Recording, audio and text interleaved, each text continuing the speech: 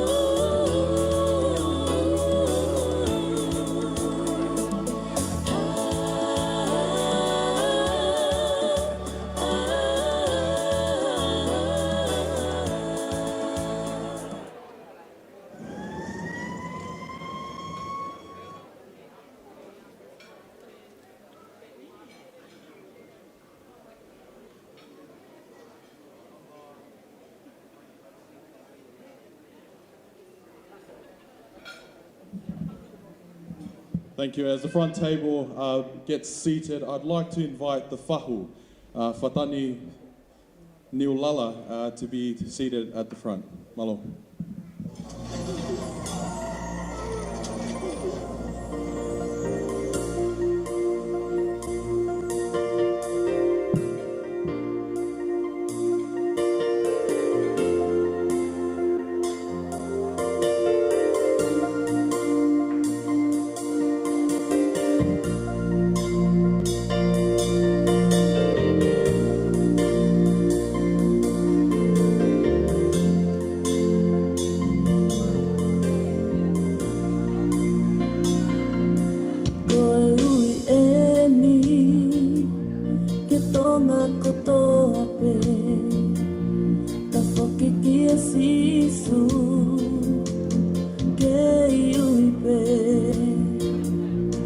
Tanongo ai tonga mo unga ki he loto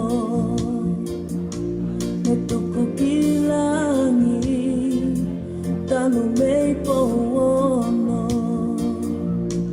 oi he ta e ku ono ka fo he loto he me aku oko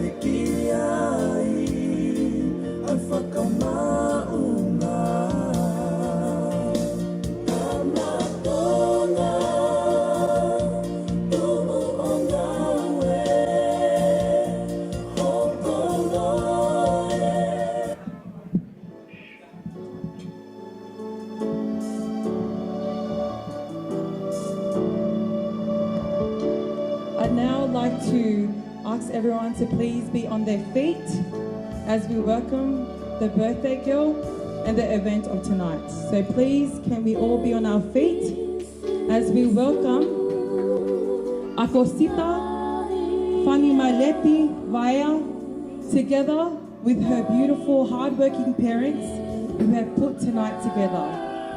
So please, as we welcome the birthday girl, let's cheer her on and welcome her together with her parents.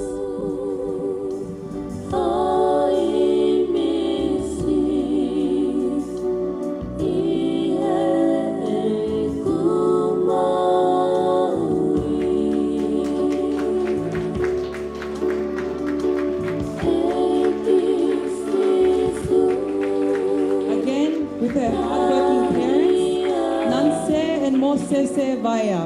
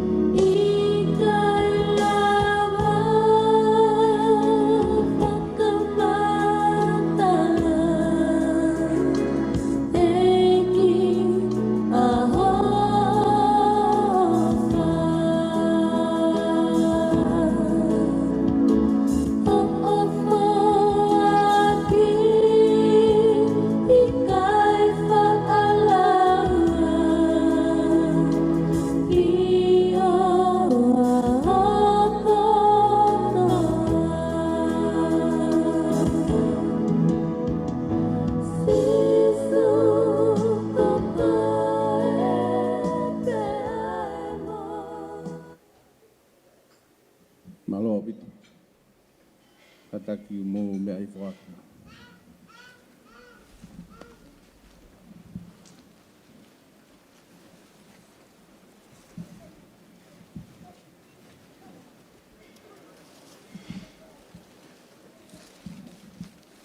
Patap ki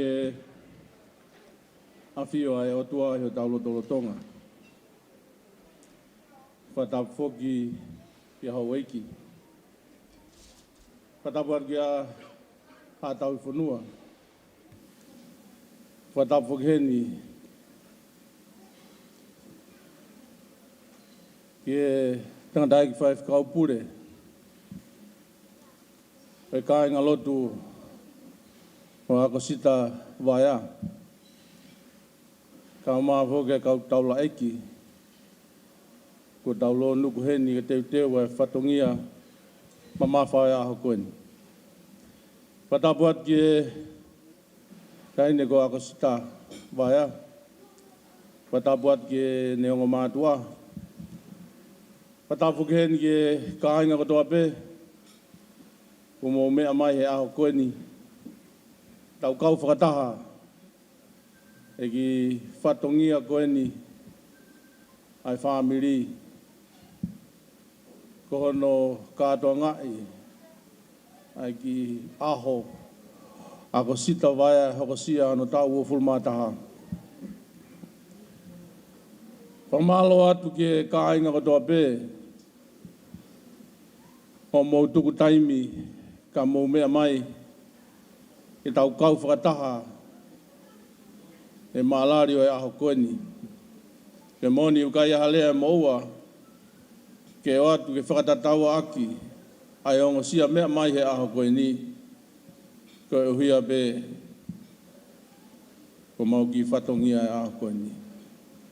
Ukai au whalahi atu ka teki mou tolu. Tau hoko atu he aho koeni. Tuku ke o tua.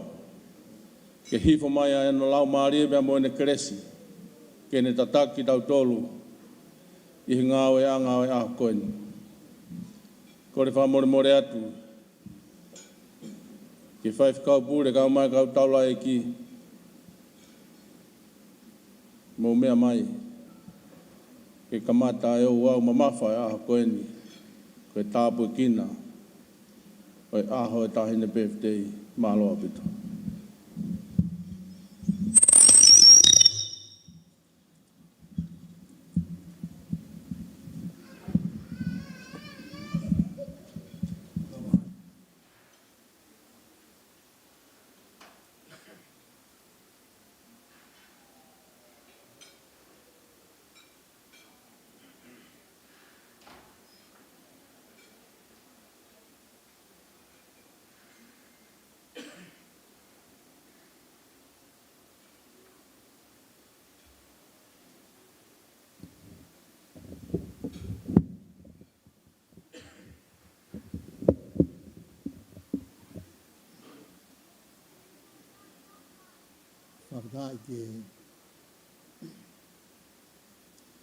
Whatai ke o tua mafi.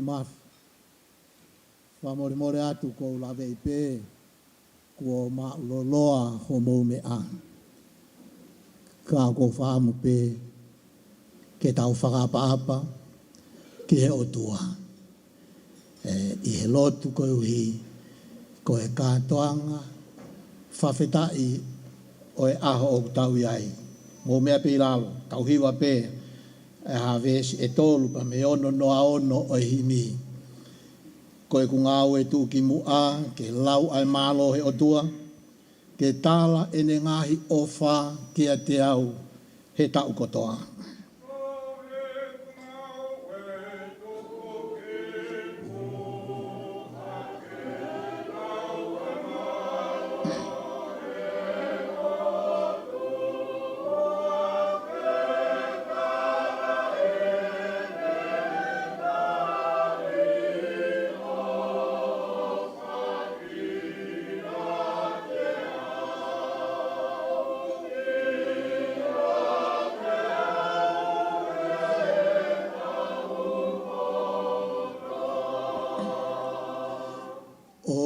He wā i kovie e te tangata pewhewhine, tā kua pau ke ututamaki, ko koe pēne u Hawaii.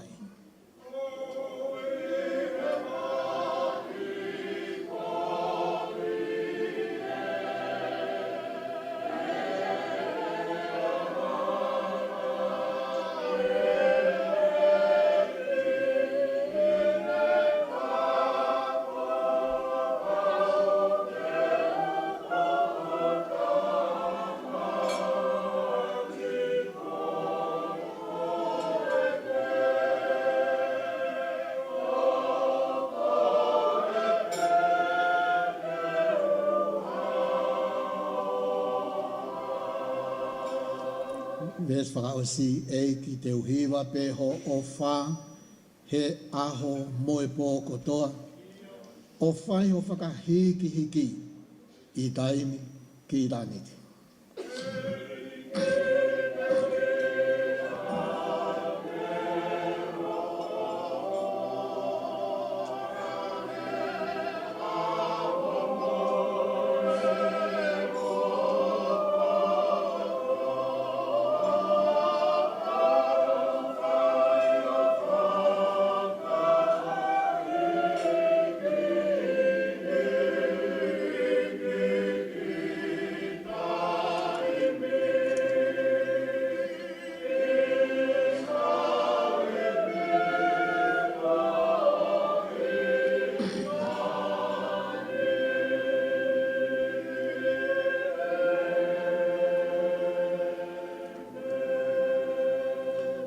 Whamamore ka ulau pe ha whorofora, mā tau tōru. I e te au hongo furu māwalu o Sāme, vesi pe e whā ki moa. Sāme taha walu. Whawhetai ki a Sihova he okulele ia, he kutolonga o ta ingata ene alo o whā. Ko isileli e ke pehe e naurea, he o kutolonga o ta ingata ene alo o whā. Koe whare o e lone ke pehe e naurea, he o kutolonga o ta ingata ene alo o whā. Haa apasia ki a Sihova, ke pehe e naurea, he o kutolonga o ta ingata ene alo o whā. E o tua mafi. Ko ia, ai whei laulau o ku hake atu. Koe o tua lerei koe. He o ku tuu mau ho o alo o whā he tou tangata ki he tou tangata.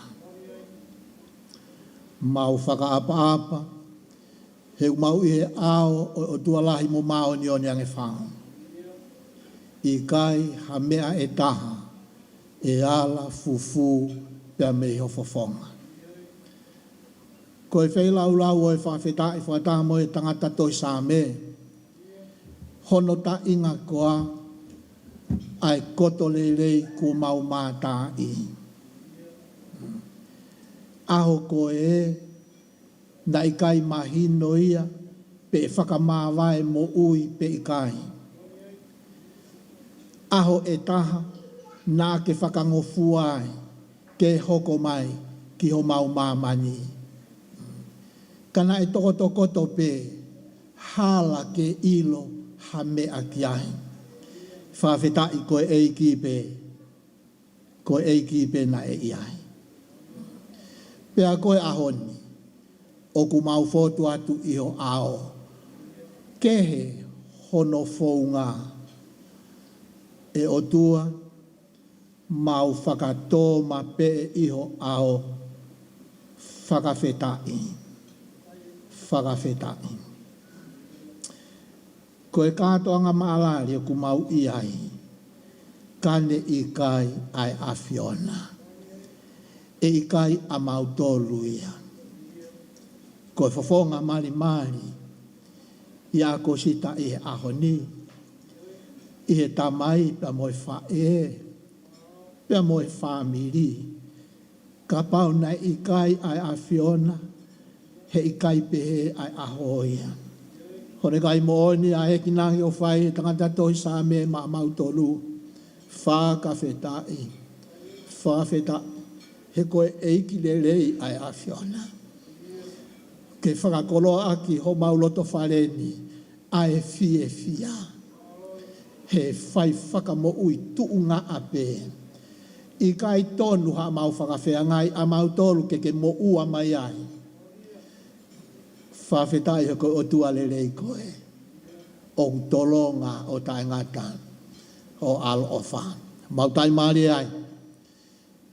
O whai ai whei laulau e whawhetai. Tau kaupa mo koe i he whiawhi koe ni he ki polo kalama te mau whai. Mau koe ho lau maari e tau whanonga pe mo koe. O oua e koloria pe mo e langi. Koe mauloti a hua whasisu, ko koe ho mau wha mo ui. Amen. Koe uhi pe kou kore ke Ko tala whakatapu e ko osono whai. Tapu ke o tua mafi, ke tamai alo mo lau maari e maunioni. Tapu atu ke he whanawa hau eiki. O amatapure. Tapu ki he kautaura eiki. Kau maa ki mo tolu ko toa pē. Whakatapu mawahe. Ke Akosita. I he aho ko tau i haini. Kainga, koe ngai katoanga whai aho, koe taha oi mea ko whehu ia.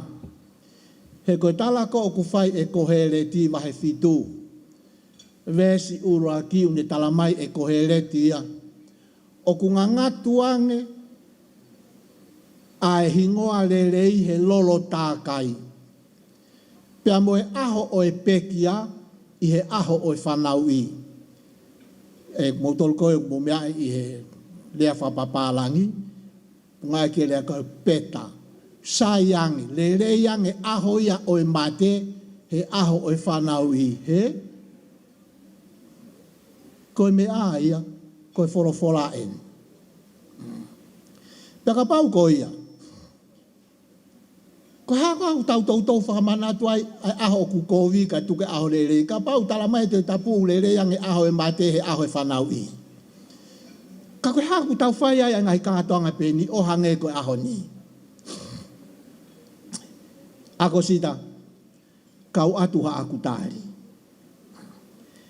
He koe uhi, koe aho koe ho whanau i, ko mampe mo teti. Na ana hapai koe o welcome koe ki he mamani. Mahalo pe na eloi mata ia mami hapai koe. Koho ulaki aho ia he mamani. Koe aho ni. Kuo ke kau whakataha. Koe aho pe ni o tau kau ai. Si ngahi tamai mo ngahi whae. He celebrate fia ngahi aho whanau i. Ho mo whanau. He koe uhi. Peheange mai. Ke oa na ngalo he whanau. Koe uraki aho na i kai. Koe aho ni ko nau iai. Pea nau ilo loloto ange. Lahi ange. Nau kau a moi hafua. Ai ngai lelei ko nau inasi ai. Ka nae iai e aho e tahana i kai. Pea koe uhinga ia.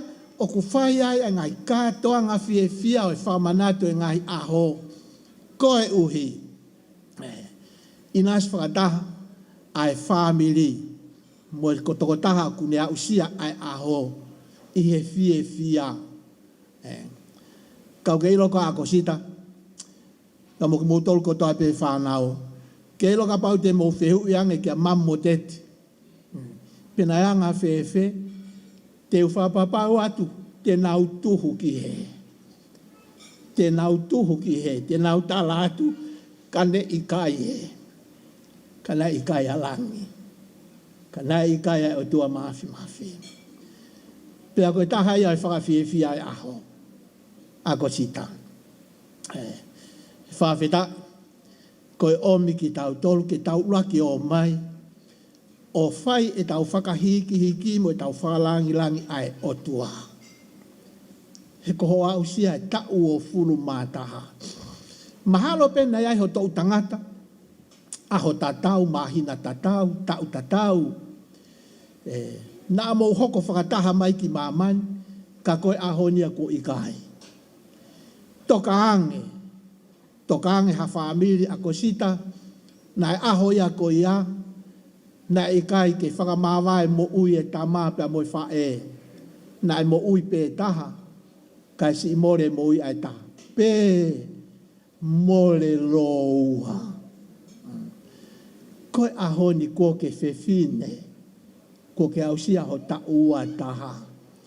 Whawhetai ki he otua, he whai whakamo ui. Ko ne whai, ho tau lotolotonga. Koe ai, koe whai aho, oku ko ngā ua, koe taha, oku sio ia ki he kuohiri. Pea koe taha rewa oku sio ia ki he kahau. Pa koe sio koe ki he kuohiri, o kuake ai whakawhetai. I he sāme koe nei lau. Pa koe sio ia koe ki he kaha u. O ku turi muia te tala monu. Mo e whaka nau mo e amanaki lahi mo le lei ai whamiri ki ho hala whanonga. Koe ai. Te utoki lawe lewa nou pe. Ki he ki whorofora maheni koe ni. Pa mo ki tau tolu. Paro wepi wahe tolu. Pa koe vesi urua ki ke walu. Mahalo sai pe ke ura watu.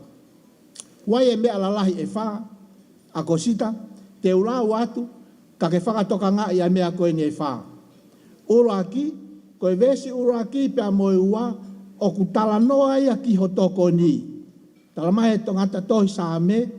Ko si hova a ho ku toko ni. I he vesi tolu pe a moe wha. O ku tala noa ia e ki he tauhi. Koe o tua ko si hova ho tauhi. I he vesi ni ma pe a moe vesi o no. O ku tala noa ia ki he malu i. O ne tai talatu pe mea tatau ki a koe. Ko ho malu i e whai ia e he lang. Pa e vesi fitu pa moe vesi walu. O ku tala mai rewa. Pe a tene hanga o whakatolonga a ho o mo ui. Ai monu ia pe a moe le lei ko ia. Ki a usia ai mo ita ngata. Kaulawa tu pe. Angahi vesi koe ni. Palo vepi vahe tolu. Tako vesi urua ki hono walu.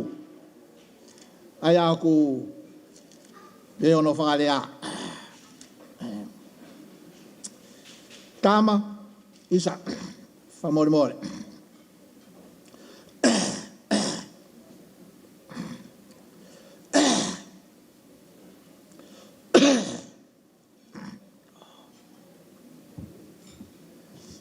Whamore more.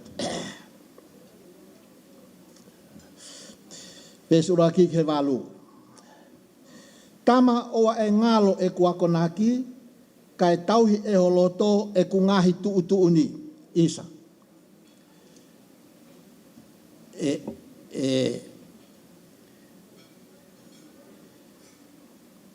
Akosita, whamore more.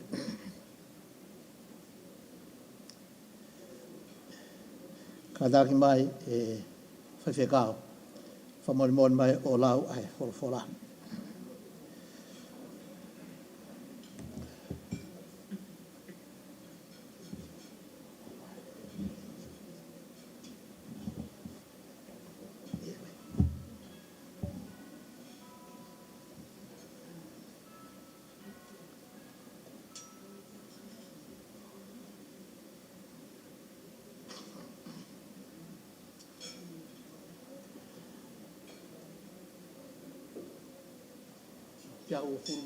Tiawa furmataha. Tiawa furmataha ngai same poke vesi rua ki ono walu.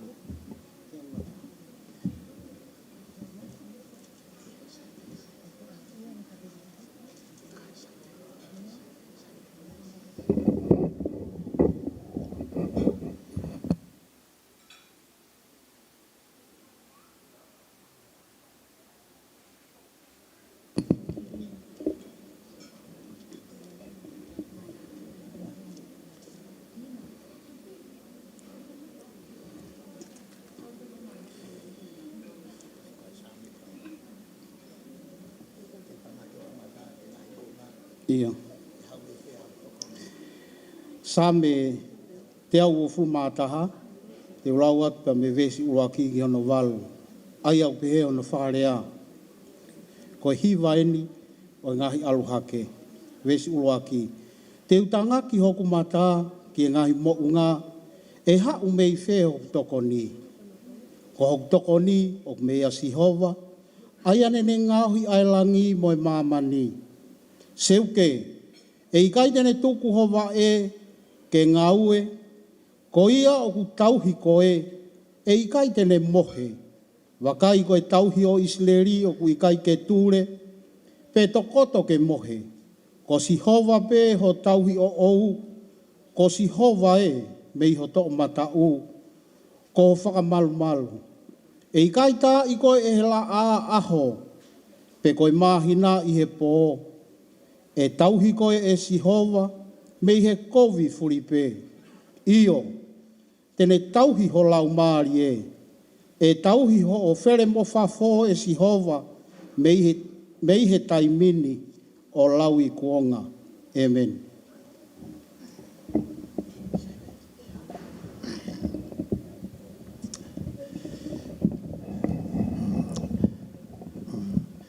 Whawhitai ki o tua mafi.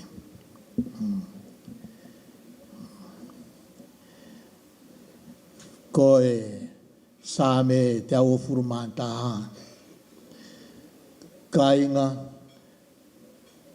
ko e tau pōpoa kia Akosita i he aho ni vesi ura ki pa moe ua Akosita talmai e tangata toi sāme ko toko ni o kumeia si hova. Lahi ngai me a maolu ngai. Lahi ngai tuunga mo ngai lakanga, ngai ilo, ai koloa. Lahi hono ngai me a kauke ilo koa. I kai hato konia e tatau pea mosi hova. Koia ai pōpoaki. E aho kutawa usia. Koho tauhi a Sihova. I kai ke ngatai. Ka koho tauhi ia.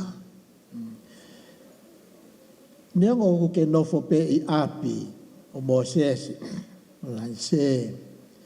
Kaya e aho e taha.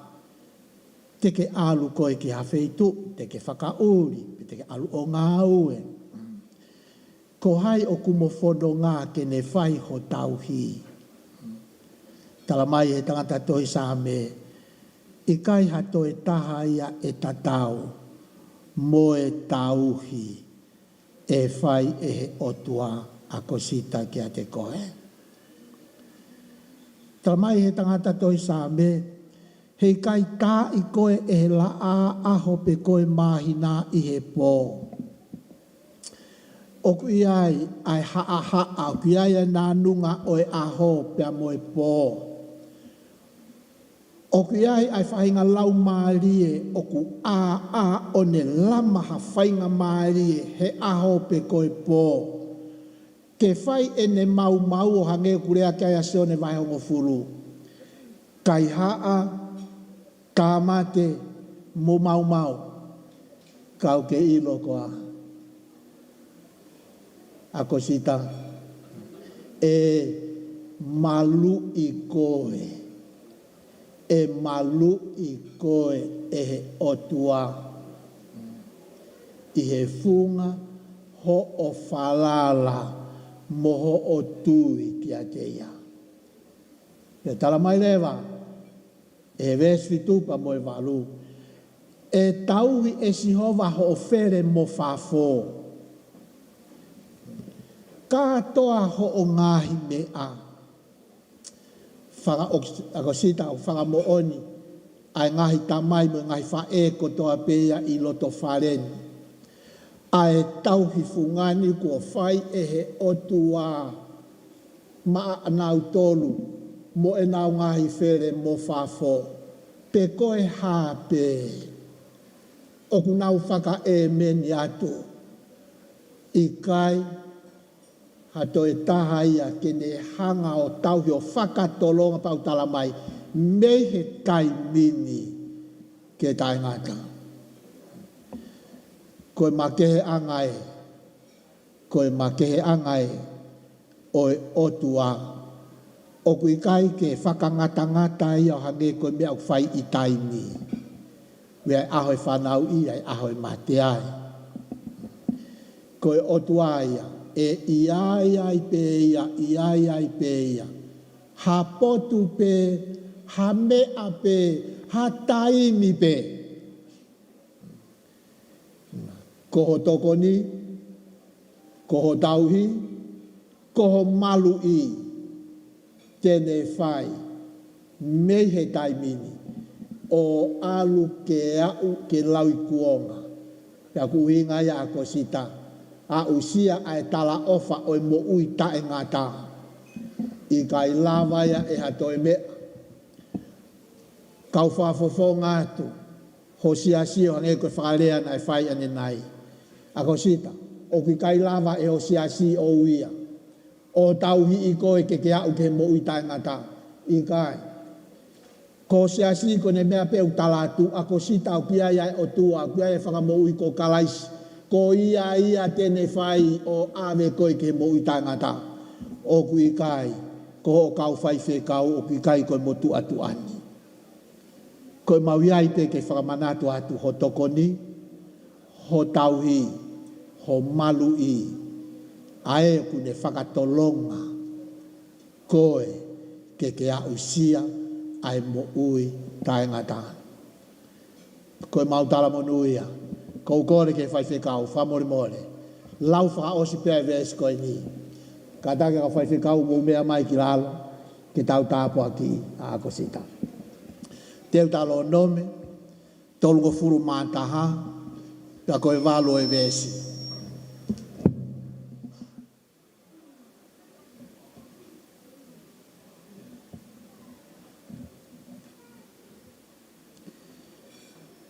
Ai au peo no whakarea.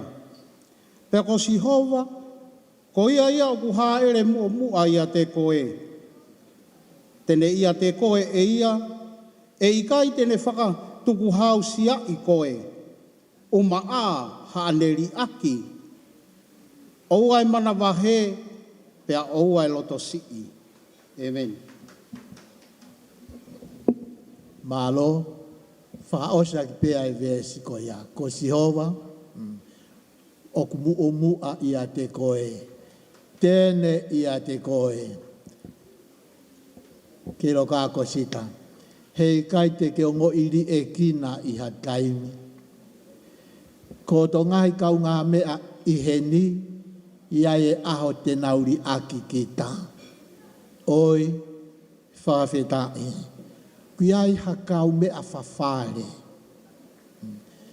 Hei kai, tene whakatuku hau sia I koe. Pe tene ri aki koe. Koe tala o whaia. O ku whai, e wholofola, pa me lau maari o tua, ma au I e whiawhi koe ni. Whanmore ko kore ke kau whai whekau, ke mo mea ke pē, ke tawope ki e ke Akosita.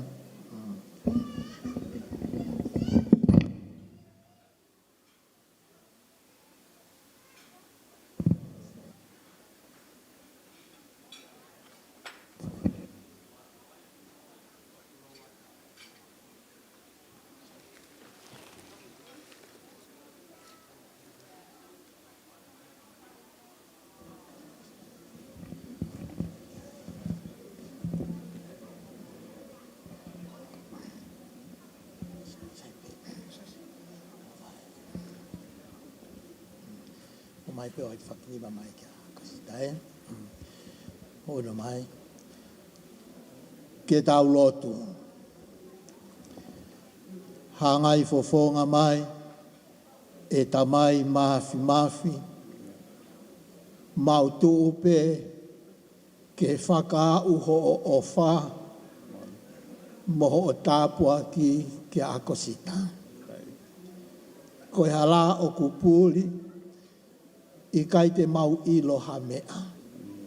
Si su, kai ho whaka uri, hei kai la vea hono hala whanonga. Mau toi tuko atu.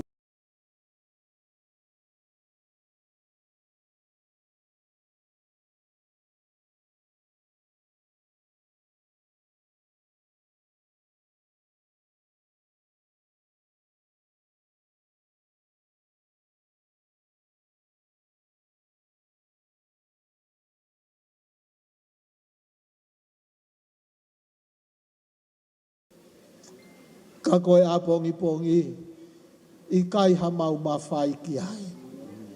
Ko ko e toko taha pe. Tala mai e wholofola si hoa ko ko e te ke mua. Pea te ke loto i. Tamai e. Mauto e tuko atu ho kaunangani. Hange ko ho wholofola. Mua. Pea ke loto i. Hao whaki. Ai whanonga whamonu ia. Pea tāpo aki mai ai langi. E toenga, o Vaea hala e whanonga e whai Akosita. Mautu ta whaaki pē. Moi maulo tu, hapai atu, ai kaunangan, fufu atu ke o tau kupu mafi. Ko ia ai maulo tu, moi mau whawhetai, mau kore ngai meani ko toa pē, hua whasi su, ko koe ho mau whakamo ui. Amen. Mahalo au pita.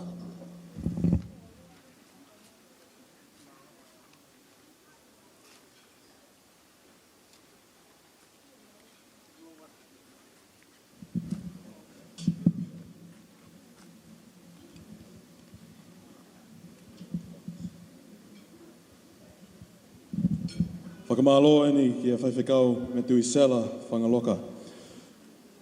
Ko korke hu whange ngai whakatapu ko osu hono whai, kai tā ke hoko atu e tau polokalama.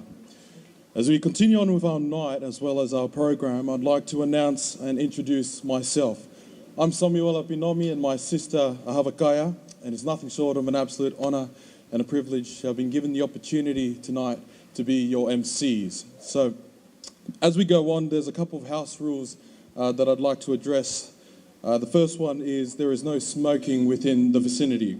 If you wish to do so, if you go out that door, turn left, there is a bridge that is free for you to smoke. Bathrooms are located to my left, just behind that wall over there. And if you do by some chance drink alcohol, we highly encourage that you drink responsibly. And lastly, enjoy your night.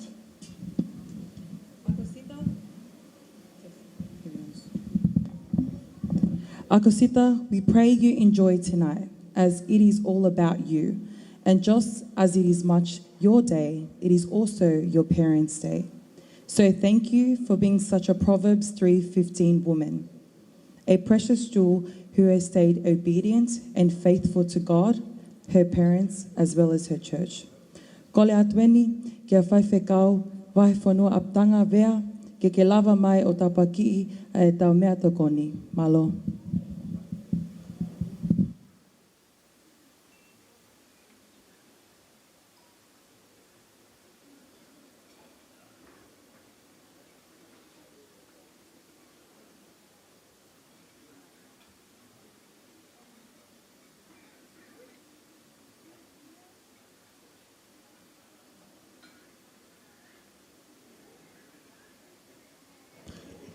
Ke tau loto.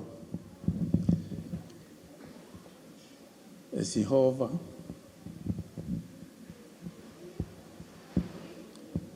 Hei kai tuku.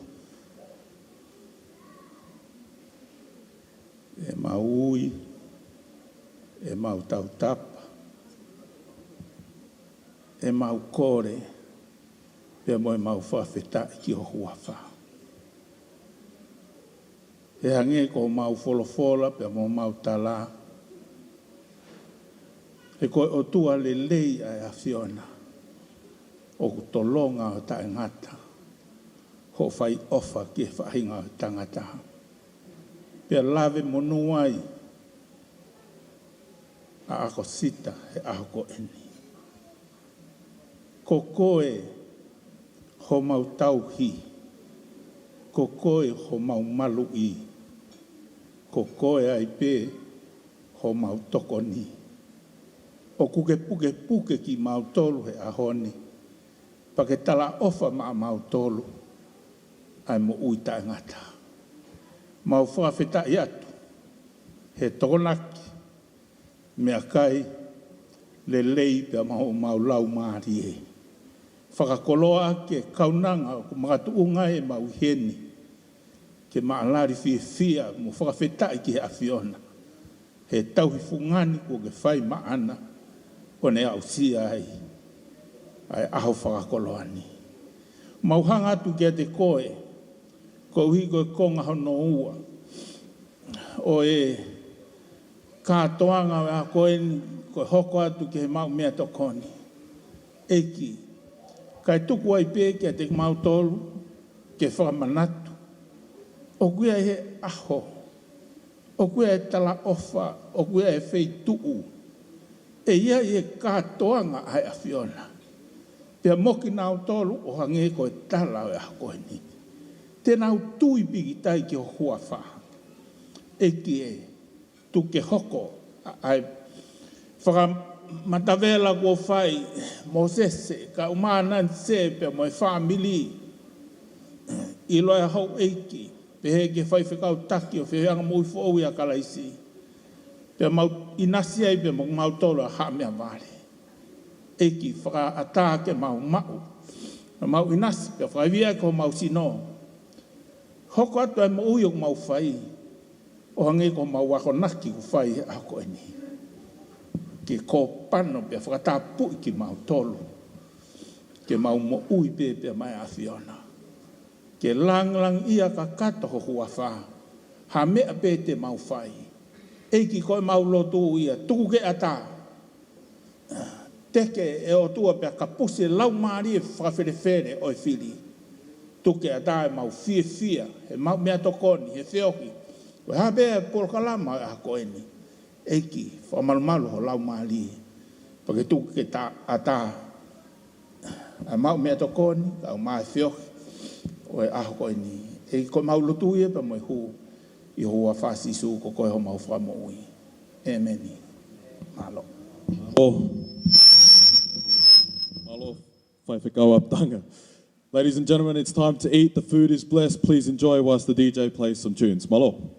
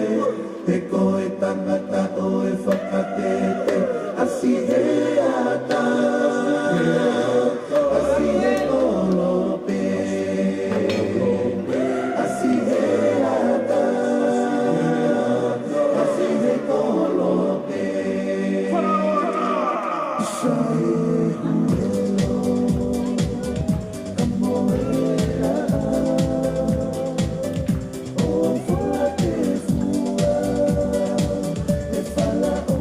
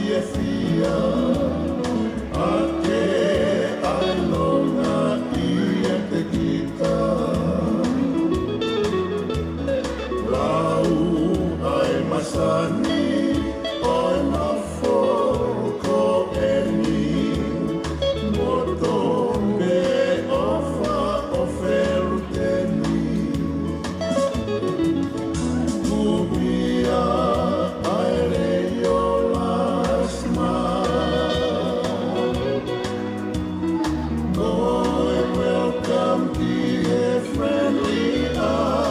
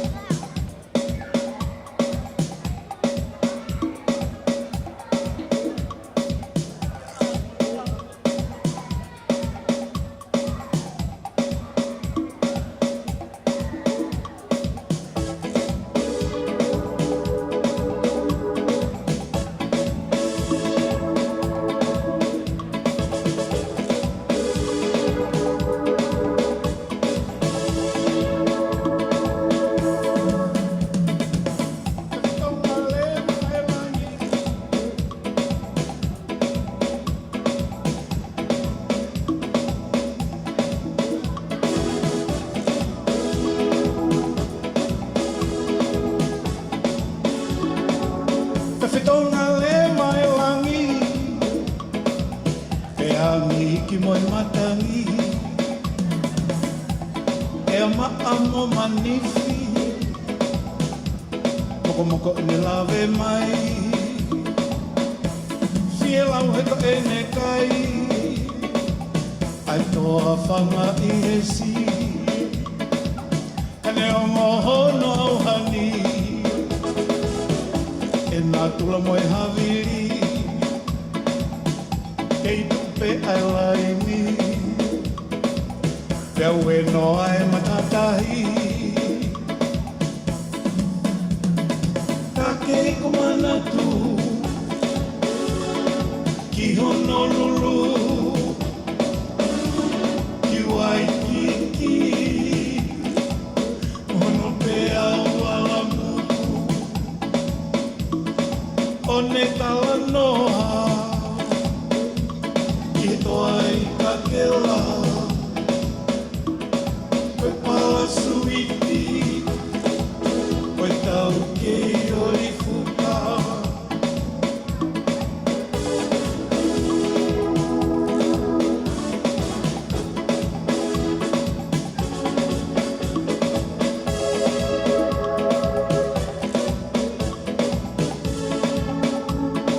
Hani e wahe kuonga kai whanoa holo i mata tawhe i whoko i manatu nai tō mai pēr tō atu ko hai tene whaalau a whani kei whakau tutu sino nā lauko e te mafu Angaia e te vale lau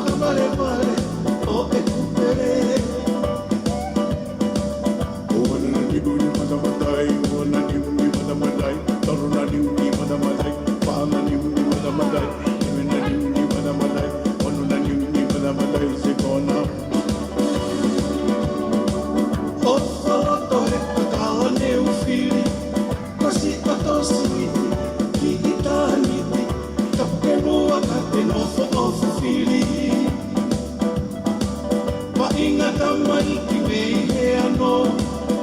Rea me alea, tamasi ki he lono. Mana mana iki o ka hengi hengi amo. Pa e he takine olo to sene. E malau kau ki o whangalo he. Ka e mana kua ki ka ko te he. Ho mahina moe tau, e te tō anga pēka ke alu. Leo whanono, tokanga ki e lotu. Thank you.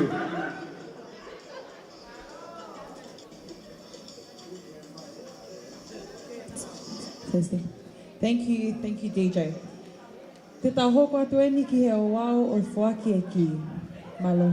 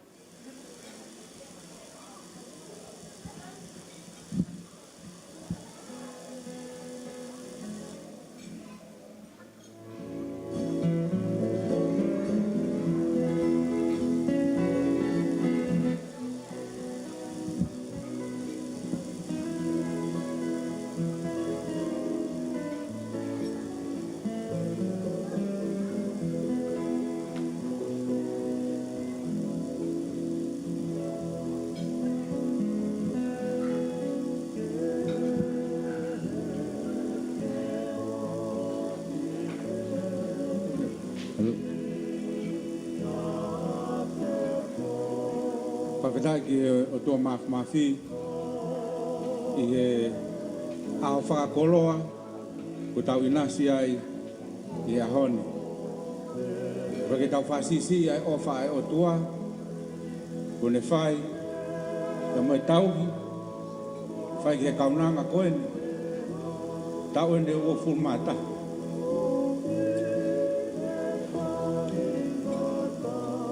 Ko tauhi ko mawhai, ko tauhi pei ai mea ofa o tua, mai whuaki mai. Akosita, ore whataha pia moe sāme te au mātolu. Whawhetai kia Sihova, a hulau maari e, moi a kotope o kuia te au. Whawhetai kia no wafa maa o ni e. Whawhetai kia Sihova, a hulau maari e, o na ngalo, ene mea ofa furipe. Ko koe au raki mea ofa ai o tua, Kia te ki maua. Ka he kai ngalo e mea ofa ko ia. O a kia aho. Hui mai ai o tua. A raki aho na ke le ai. A raki aho na ke alu ai. He kai ngalo ia. E ko mea ofa e o tua. Ka ko whawheta ia i ki o tua. I tauhi ofa. E me tauhi hao. Kune whai maau.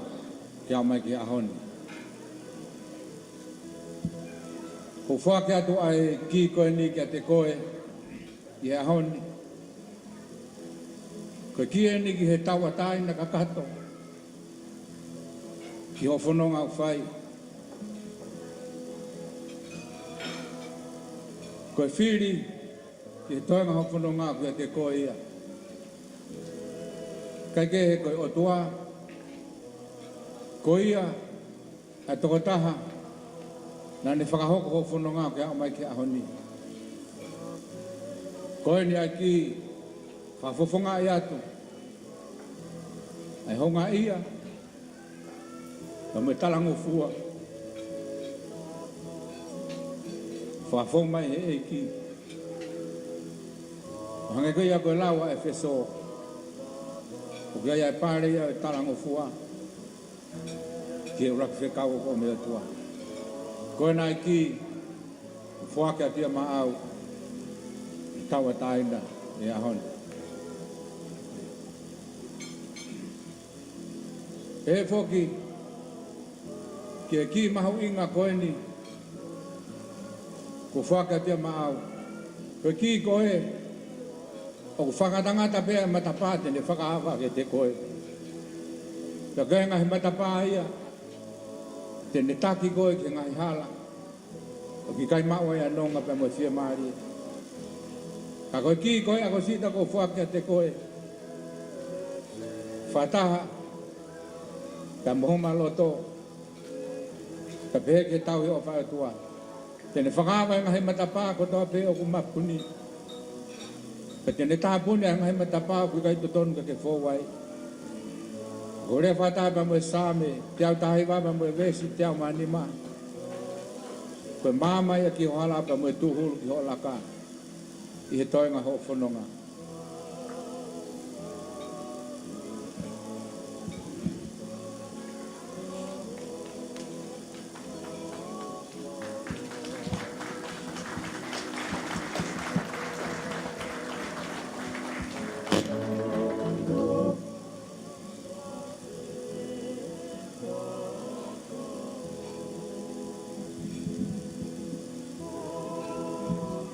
Whakamaloke o toa I he ne tau I ofa o ku whai māku o wa usea mai ai aho whakakolo koeni. Whakamalo ki he whahu whakalangilangi o aho whakamalo ki he whai whekau taki me tui se langata puku I he tapuaki aho I he tuku tapuaki ngā oku. Whakamalo ki he kau whai whekau. Thank you for raising me these past 21 years, for the unending love and patience you've both showed me and continue to do so, for the sacrifices you've both made just to make sure I was happy and had everything I needed. I thank the Lord for blessing me with such hardworking parents who both have big hearts and show me how important it is to help everyone around us, whether we like it or not, and to always show love towards one another and to be kind to everyone.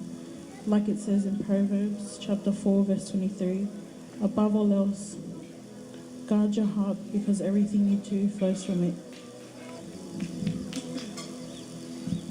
Thank you for the key, but I'm going to give it back so you can continue to look after me. But the key I'm going to take with me everywhere is the Lord, the key to everything. Like it says in Psalms 119, verse 105, your word is a lamp for my feet, a light for my path. Ofatu.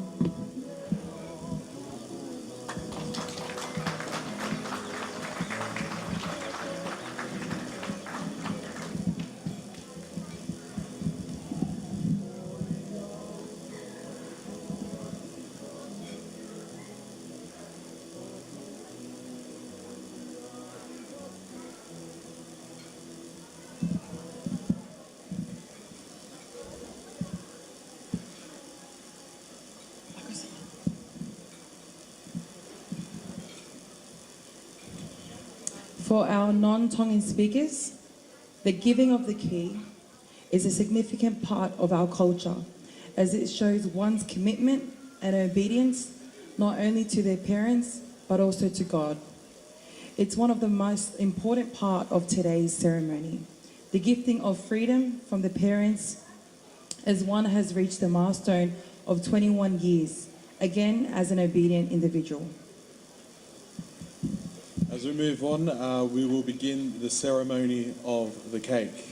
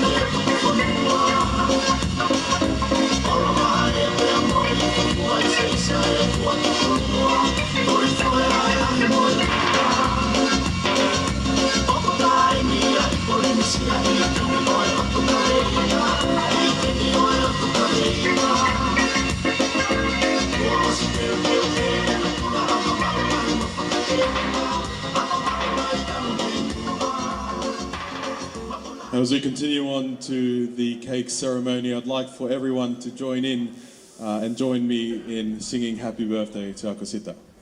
Happy birthday to you. Happy birthday to you. Happy birthday, dear Akosita. Happy birthday to you. Happy long life to you. Happy long life to you. Happy long life, dear Akosita. Happy long life to you. Hip hip. Hip hip. Hip hip. Make a wish. Okay.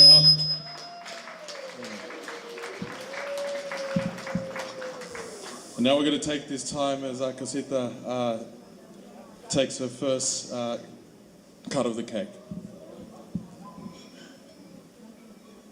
Everyone counting in, ready? 3, 2, 1, go!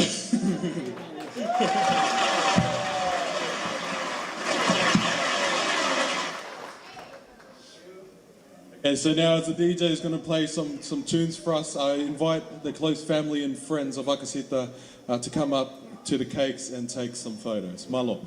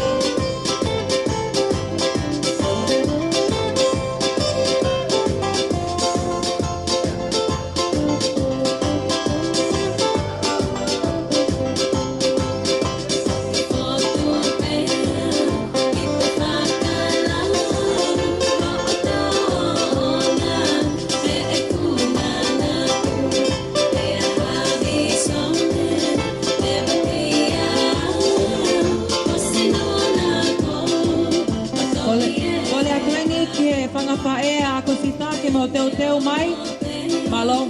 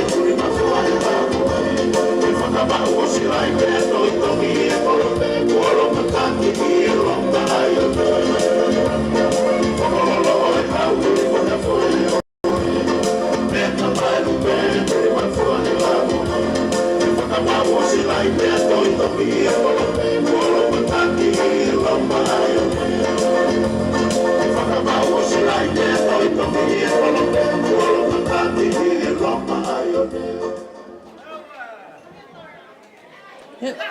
So this will be our last photo for now, and then we'll ask the mothers of Akosita to please make their way to the front and prepare for their part.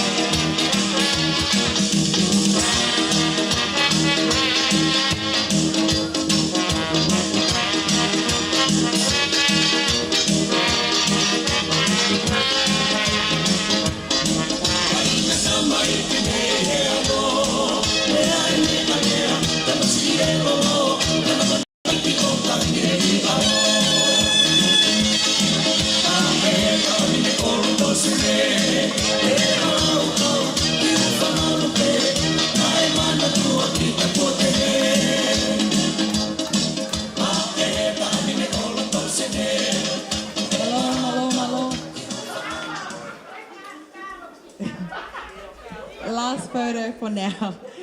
The kole atuen ke whanga Vaea Akosita ke maulawa mai mua.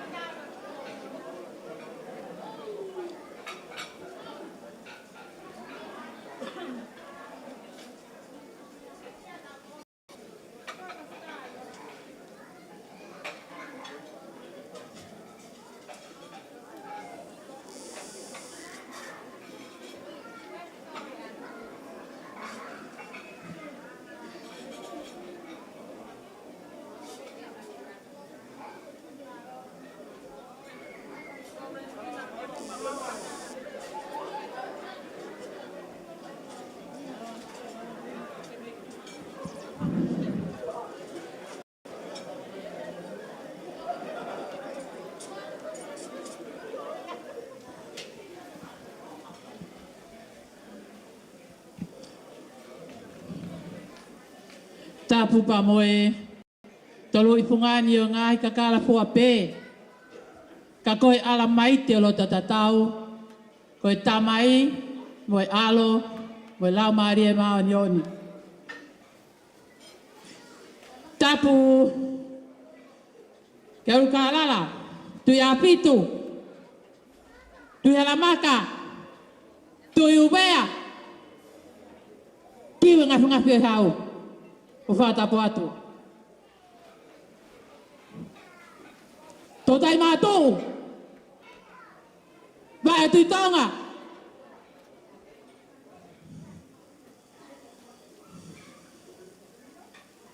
Tō he tau. Tumua ke ulaka mo turo atu. Aho mahu inga ko tau iai. Tapu ke tangata eki. Fai whekau taki, o e siasi maui whaau i a karaisi. Tangata eki, ngata. Whawhetai ki he eki. Mo e kau ala whaki. O kau taki mua lau i e whunga waka. O e maui whaau i e whiafkoeni. Whatapuheni ki he whahau. Me mau hana sea, o e aho mahuinga koeni. O te whakatapu ki a sola mahavulangi. U tau kau whakataha, i he malari o e aho koeni. Isa, te uhiva he kakara. Tua, te utala hok whaunga. Talu, te upunaua lotu. Wha, te utolao o whapata. Lima, whakawhetai ki he eki he tau ausia. Ahoni, mohono tala,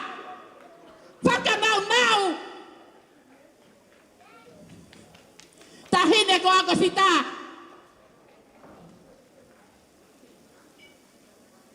Na fope e funga mai se. Na fope. I whakatoa ponu. O ngā iho kuloto.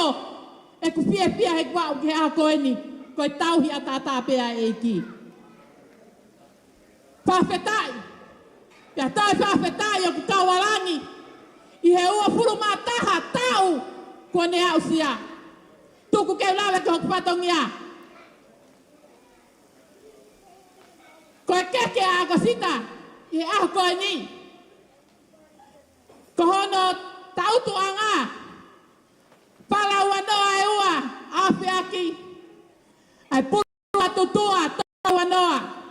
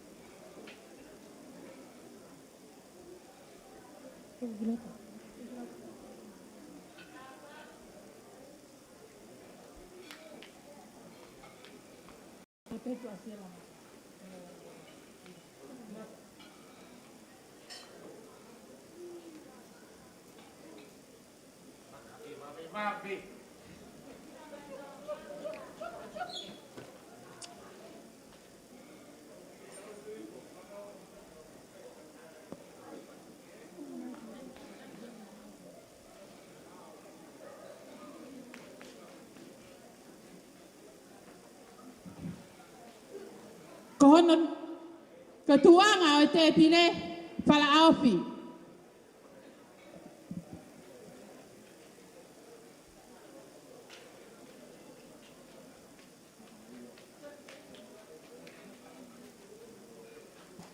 Ufi ne te pile patua malere.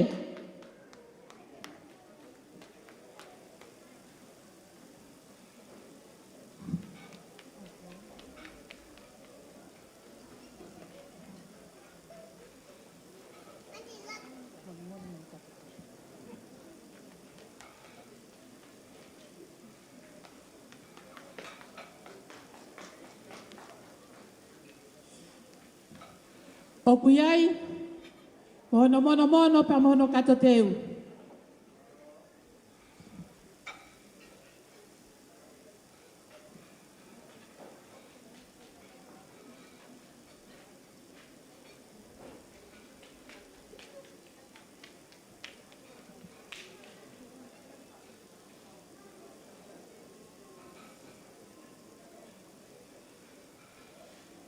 Kono walai aho,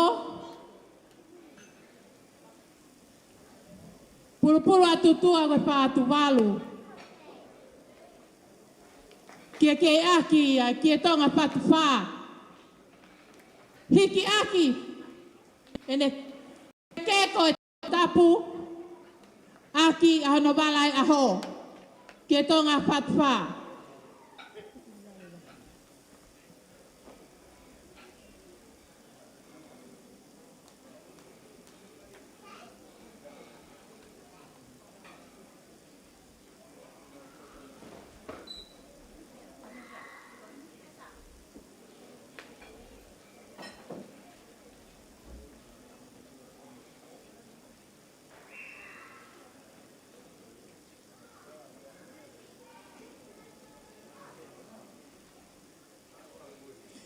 O ku hike keke koe ni, mai whahu Akosita mano mehi ki tanga ko te oceana. Ka o kuiai ai whapoponga heni o te oceana, koe mehi ki tanga o mo sese. O hene ni tama he a koe. Whakalangilangi o Akosita he a koe ni, tama siko patani. Ko ki uni pere kotoa Akosita i loto, tama siko patani. Kai kia hame ai mau. Tohi tapu pe. E piki hama kia ai waka o Akosita. I he whia koeni.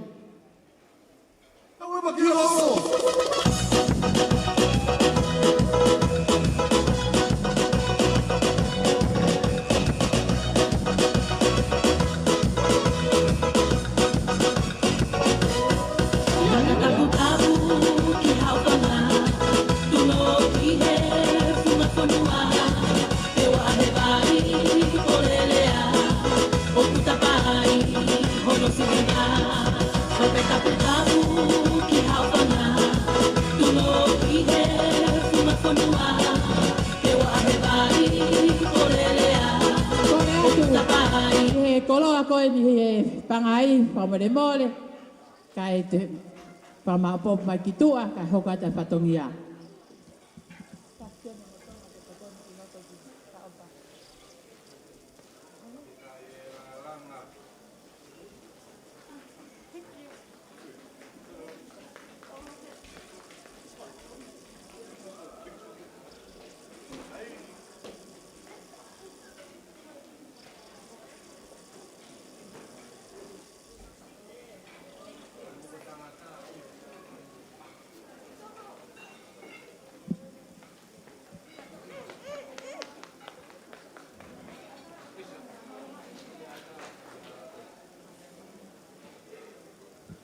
Koe ua e keke a Akosita ki a honi, o ku hiki ia ma ai whai whikau taki o se asi mo ui fo ou ia kalaisi.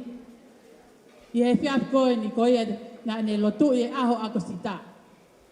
O ku hiki a ke keke a tangata e ki whai whikaun, whala ua noa o whiaka e pulupulu a tutua wha atu walu.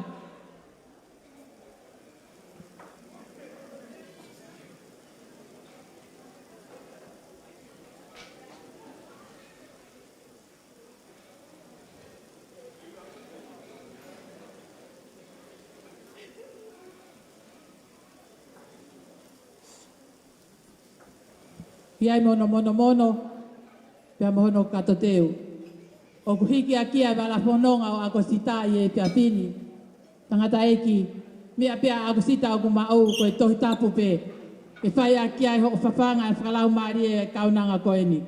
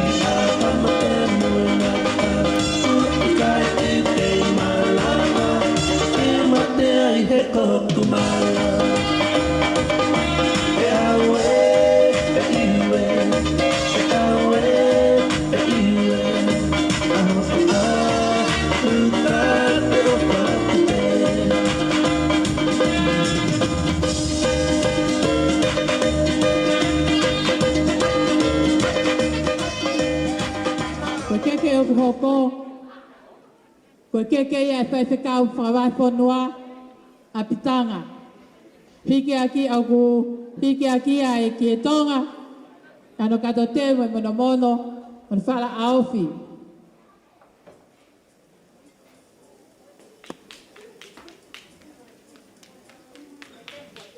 Koe keke pe ia Akosita a pitanga, koe tohi tapu, ke kei whai hono whawhanga pakalau maari e.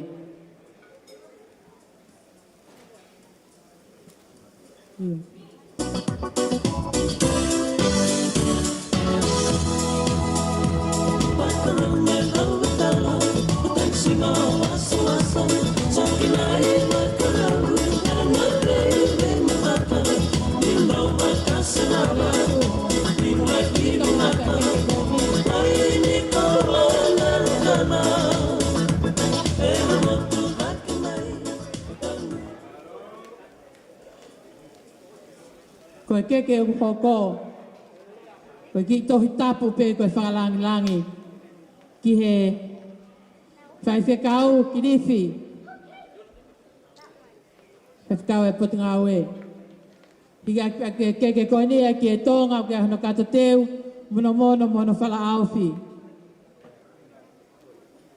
Lolo se hina whakawale whakapopo ni te o mā te o whani hulu loto ia te kita whakapopo loto vai vai.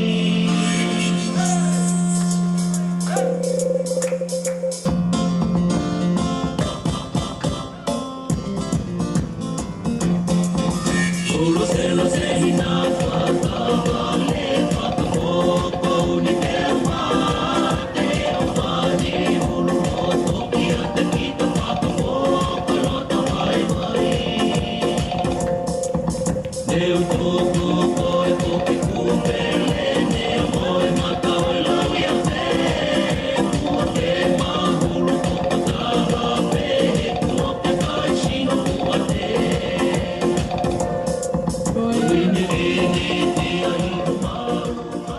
Koe ki whakalangi whakaosi. Koe whakalangi tahine ko suwa. Whanoa mai me ken pēla. E whakakakato ano whatongia. Ahon suwa e kei whakakakato e pehu whatongia ka te koe. Koe ki whakalangi koe ni. Koe waka he nala fui tahi. Ke whakatetelo me iai. I motu. Kanea pe o nga hamo e kukupenga. Te pe e ko nga ngana mo e kufonu.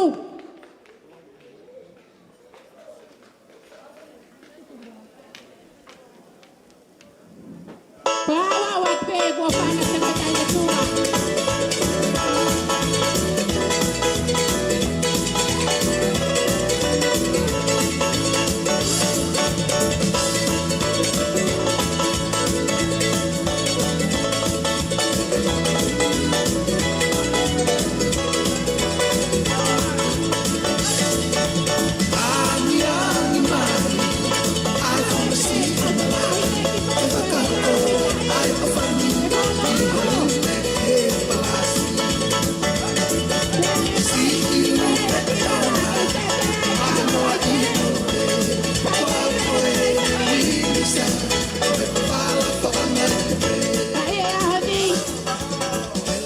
Whawhetai ki he iki. He tō whahara kua whai ke taine ko Akosita.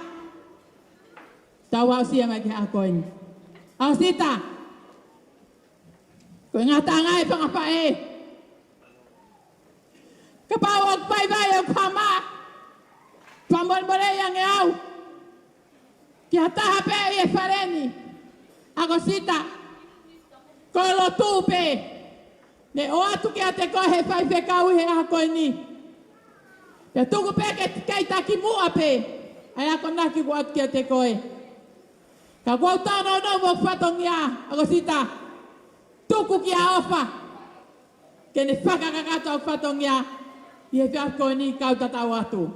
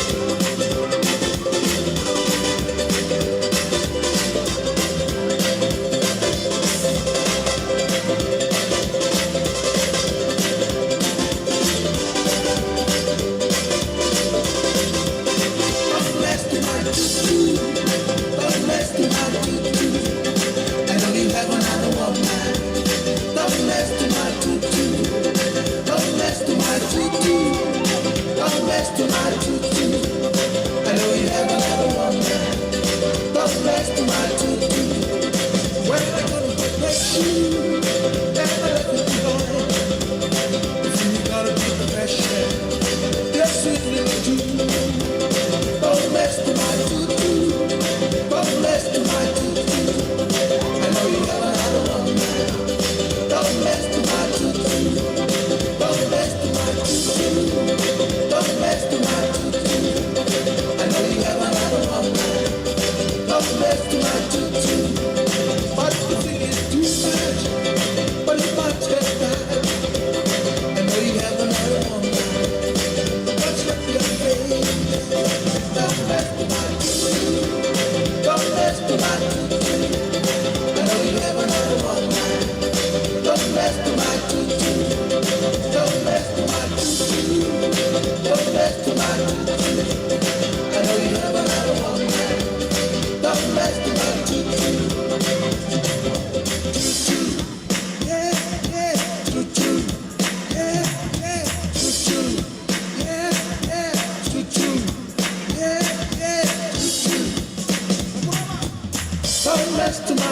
tutu. Don't mess to my tutu. I know you have another one now. Don't mess to my tutu.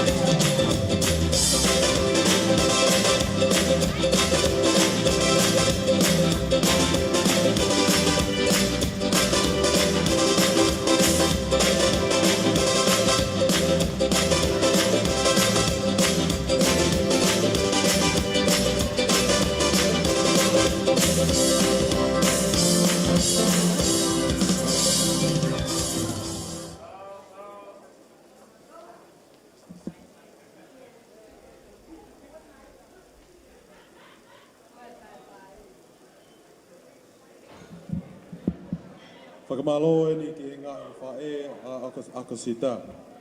Next we have the speech from Akosita's father's side, who will be addressed by Heamasi Binomi. As Heamasi makes his way up here to say his speech, if there are any performances tonight, I invite this to be an opportunity for you to get prepared for that. Malo.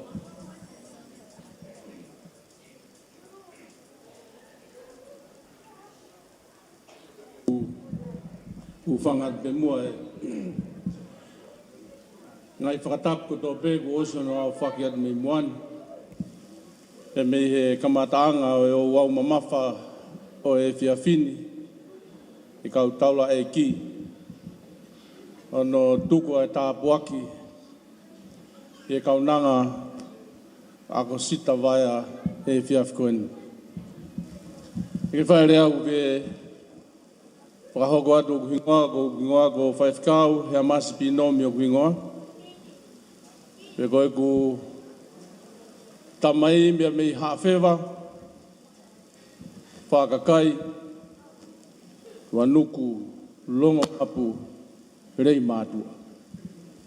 Koe ku whae mei mō ngā one, tonga lereka, ha ano.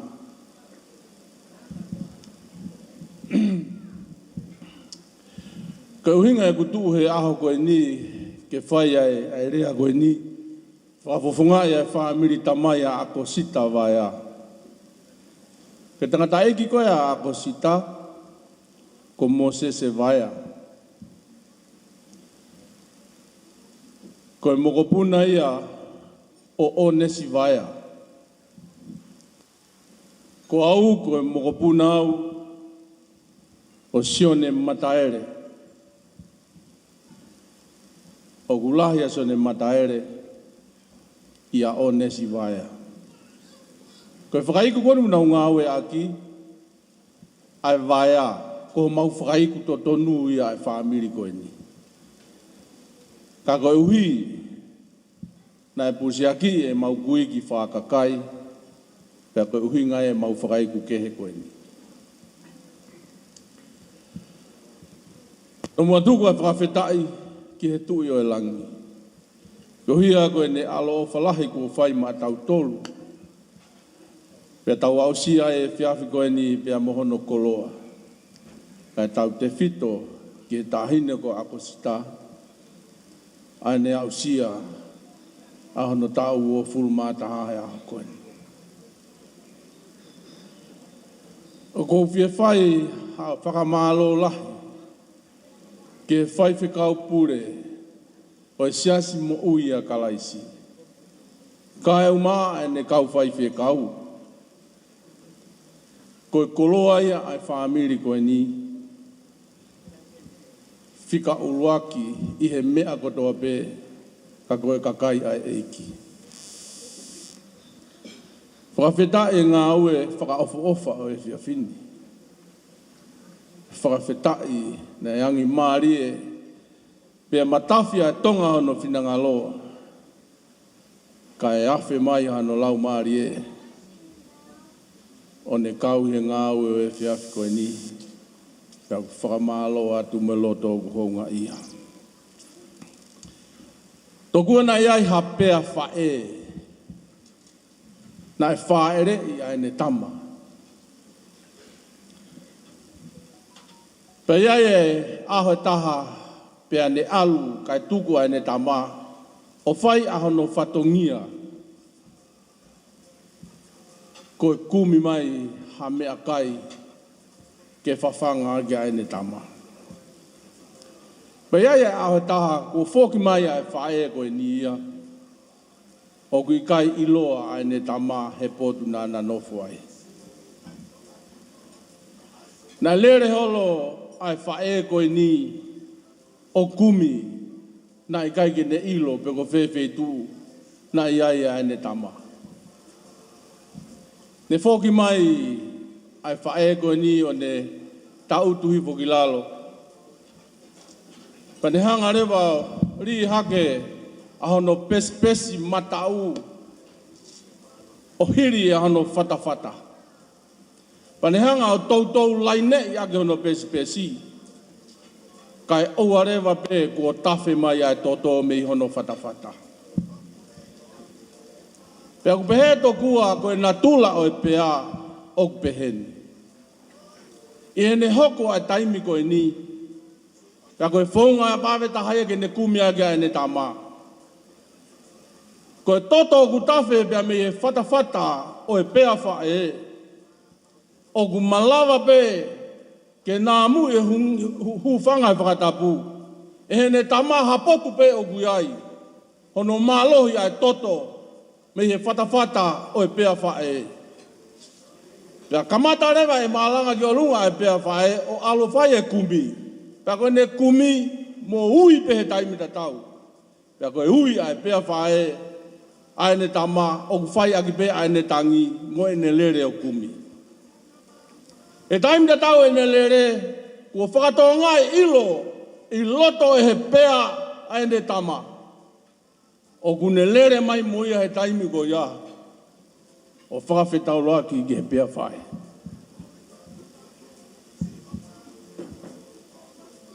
Ka inga.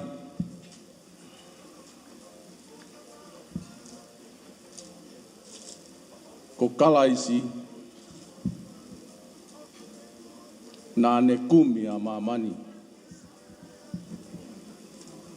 aki pe ono tata. Nā ne ilo i koe, ilo i au i hono tata. Nā tanofo pe o munoa ko ia nā si whai a kumi mai. Pe au ku hinga pe he ai hanga he pea o tautou laina i hono whatawhata he koe potu ia o ku tuku ai mo nofo ai mea koe ofa. Taha pe uhinga nai haere ai e kalaisa mamani o whape. Taine Akosita. Whakapatonu e kalaisa mea koe ni. He i kai lava he tangata ke whakalolo sia ne mo ui he mama koe ni. Ofa pe a kalaisi. Tau koe ni, o ku ilo i hono alunga i mamani kotoa pe. Ai maki whakaua.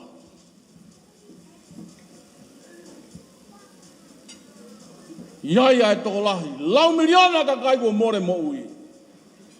Kai whehui e aho koe ni, tō unga nai e a. Ai tau katoanga whakawhiawhia e aho koe ni. Kua ke hokosia ho tau uofuru mātaha. Ofa mātata bea e o tua. Pea ka pau te ke whakakau koe ha, ai uhinga. Ku whai ai e mo sese, pea mo nan se. Ai whakamore, mo whai e teu e katoanga e aho koe ni. Kai ke uhinga ia. Ko hasio e kakai. Maheni mo e whamiri. O kui ai hase ni te henima. More ke mama. O ku uhinga e ni. Ko lato o ku whanu i e whakawhetai. Mo e haunga ia. I he awha ai o tua. Pea mo e mouhi ko ke lawe ai. Lewe rewa e malanga. Te tawata.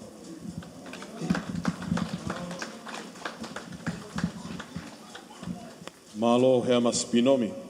Next, I'd like to invite the speech from Akosita's mother's side, Devita Ahosivi. And as he comes up, I'll just play a quick song from the DJ. Malo.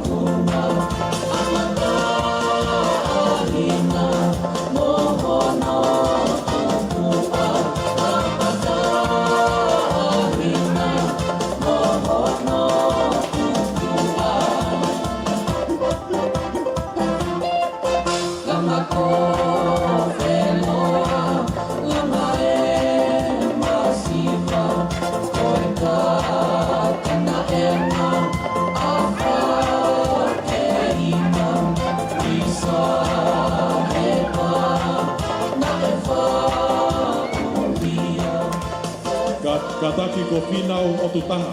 Whai lea, malo.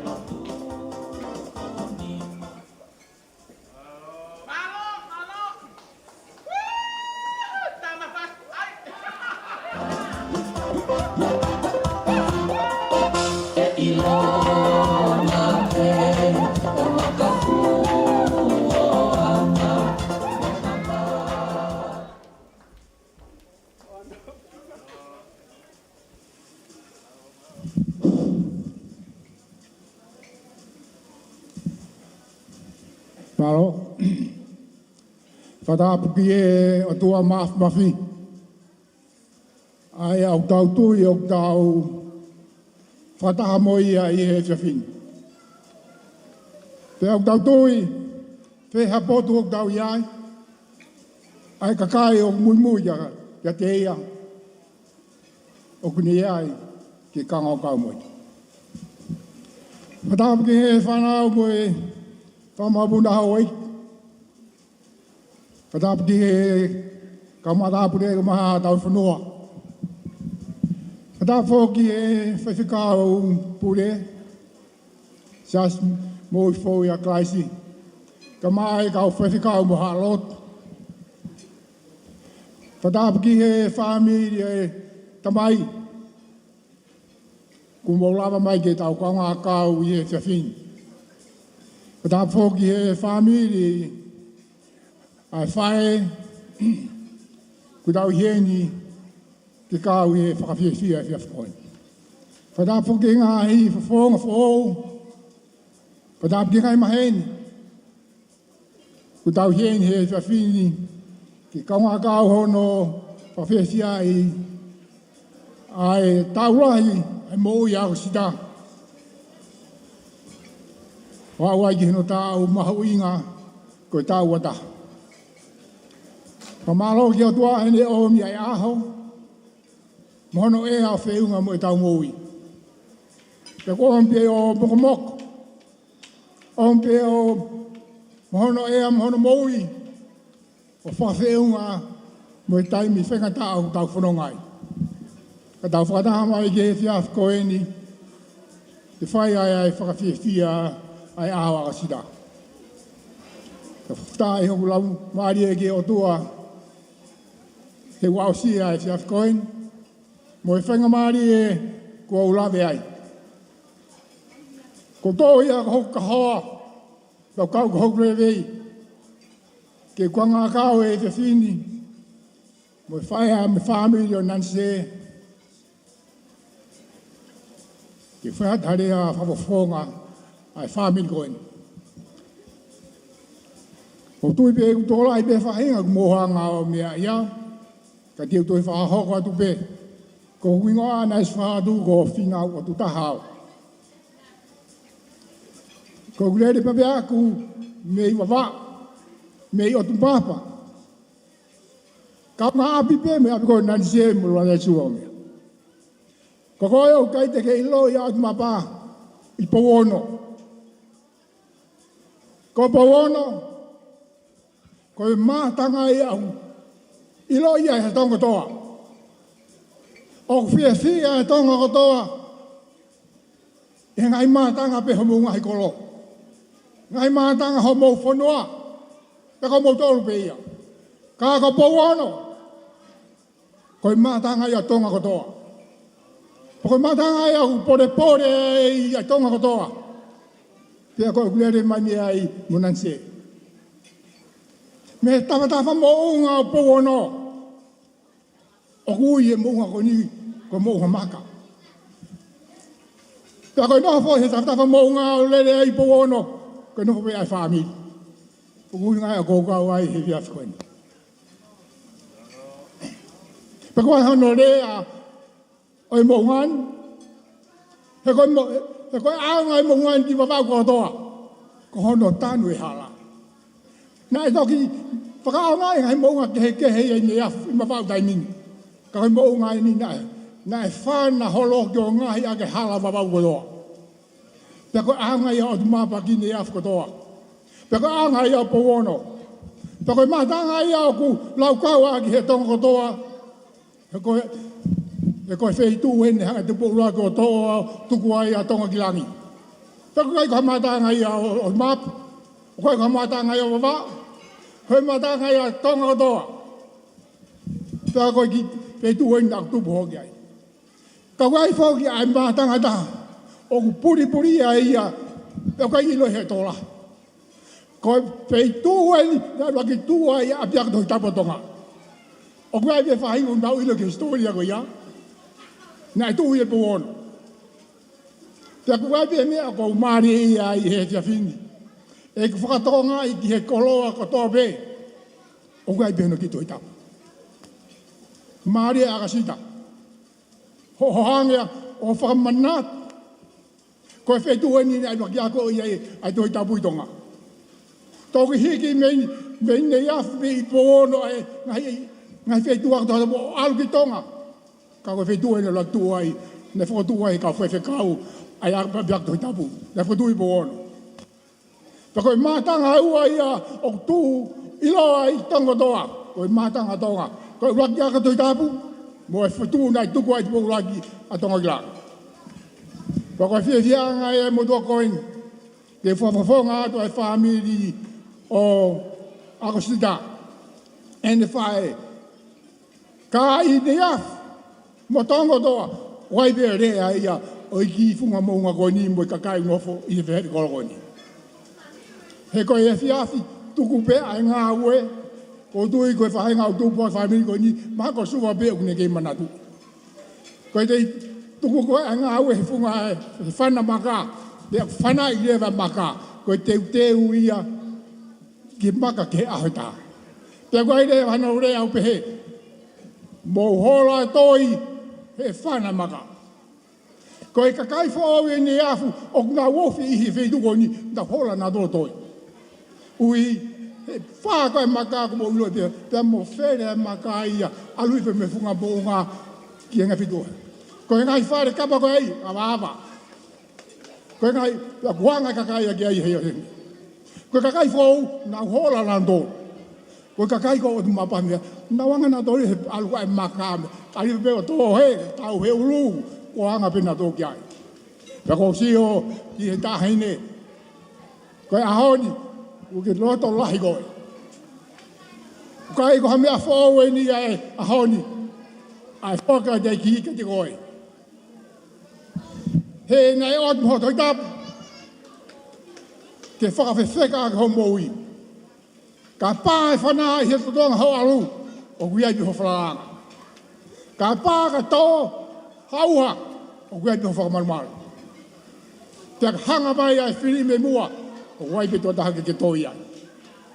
Pea guai ke o atu i ha mea whakamāmani. Koe o atu pe he kau whewhekau muna kau a ngahi ako naka te koe. Pea guai he tamai mo e whae ai ako naka.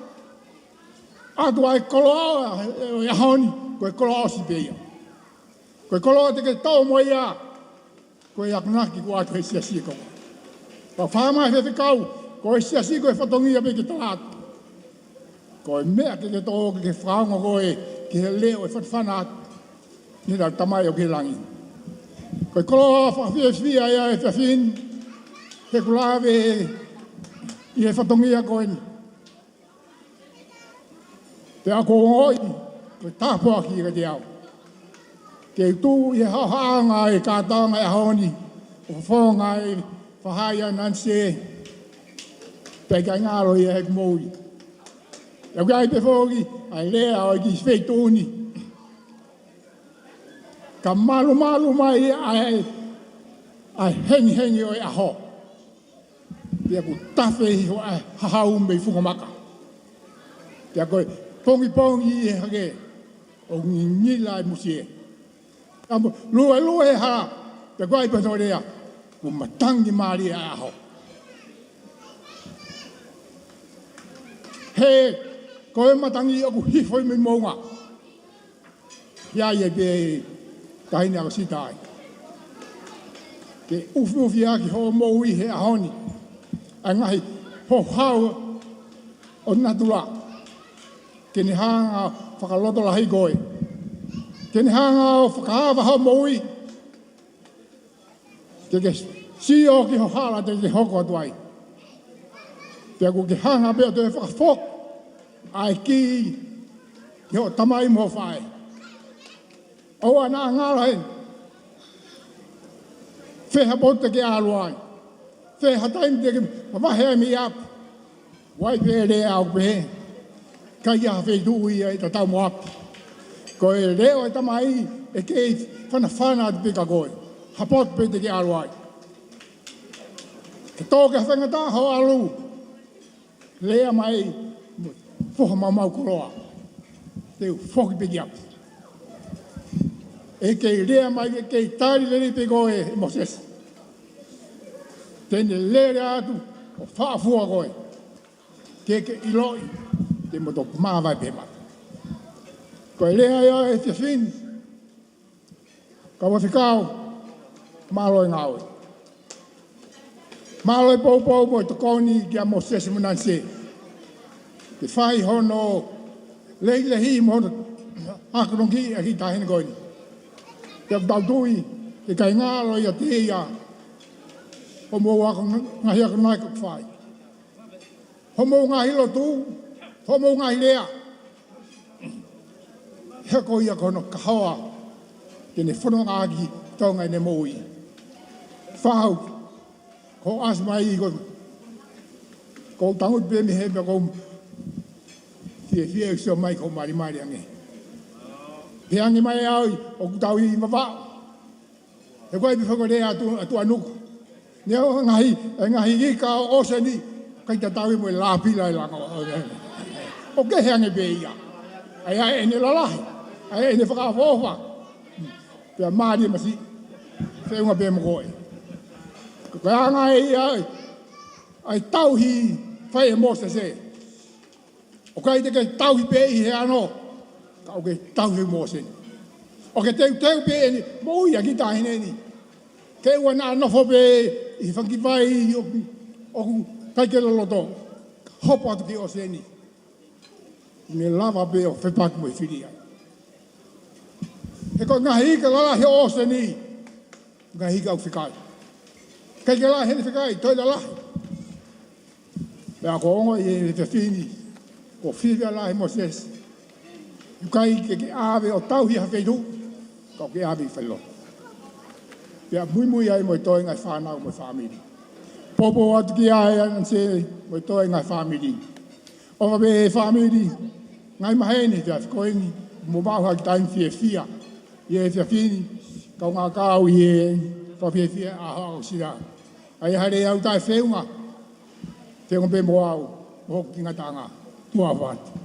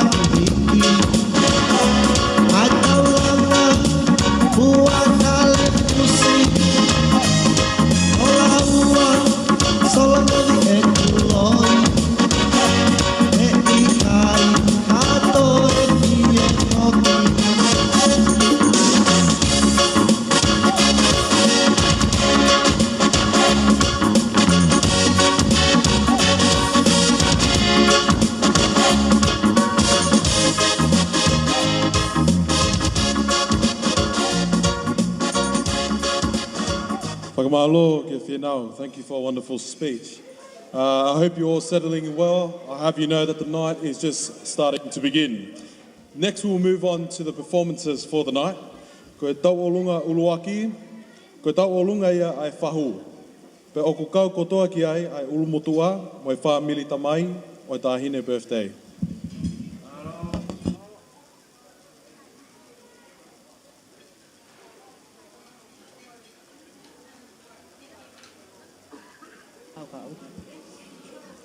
Malo. Holo pe ilo a whanau ahu eiki. Pea ko whakatulou atu. Pea moe kau taula eiki. Kai ata mo koe whainga mari e koeni. Ke u talango fua kakato. Ki he whahu e a koeni. Ke whakahoko atu e ki whatongi a koeni. Hange koia ko mou mea i. Koe ta alunga ni ai whahu. Pea moe ulu motu a. Moe kainga tamai kotoa pe, ai kaunanga pe, ftei o e a koen. Whamalo atu ke kongo fisi ngā aue, nai te kei whaka atake mo mai moe mea ki lotoni ka kou whamalo atu i pe ka vila pe mo ofa. Kainga ko kongo fisi ngā aue ni he ahoni. Ko e tekteki o e talunga ai whahu, kau maano whangatu whawhine, pe peheki e ulu motu a, pea moe whamiri tamai ai tahine birthday. Kono tekteki, koe paanga i tolu afe. Akosita Vaea e ofalahi atu kia te koe, pea mehe whahu, peheke ulu motu a, kau maaho whanga mehitanga koe ni. Pea peheke a te au, pea mokta o ke te koe ni. O kai keu ilo pea meu ma kei nofu ai whamirina. Koe aho whakoloa eni, ke whahu, kau maaho ho whamiri ho tamai. Whiawhia moni ai loto e whahu, kau maaho no whangatu whawhine, Akosita. Koe ki tuanga koe ni, pea pehe, ke mea ofa ko ke whaki mo ona he pō koe ni. Wanga lerei e whahu, tari lerei ho o wha, e pehe ki ono whangatu whaafine. Kau nau whakaamu, ke luwa pe maau, tau hi peke aho lahi. Whakakakato aki, ha whatongia, hu ke futalango fua au pita. Ko ia ki whatongia, o e whahu, pia mo e whaamiri ho tangata e ki, fia pe whahu, ke luwa pe ki lai loa kau ma a koe. Kakataki, me at mua hu i mai teki, o e tālunga e whahu, ka mau hoko atu, malo.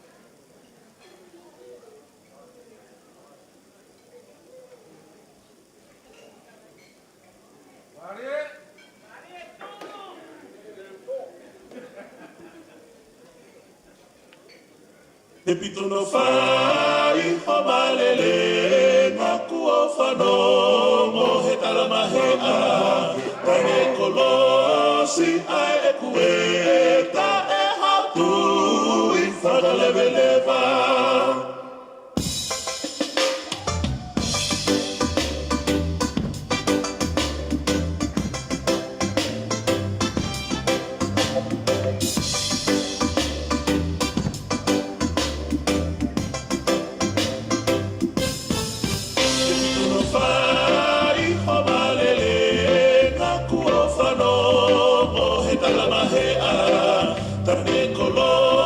Si ai e kueta e hatu I whakalewelewa Ko e siuwha konoa Ai taunu a tawiki o ma Kumiki he api moa No I matakali Polinisia He toi kai fefe Oi haka I lami taua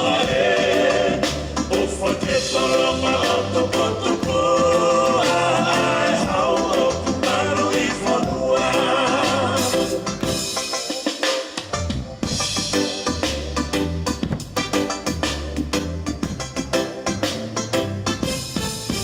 Mapola he masi piki sau e Hono tu motu me lau ave Kane whakaku me ane te Kaloni so gale ni ne afe Mahe matani whakatete Pia moe oi waha mohe E koe afe ngā whakameite Na taanga oe manuta ane He tue kai fefe Oi haka I lami taua he O whaketa longa tupu ai hau o kumaru I whanua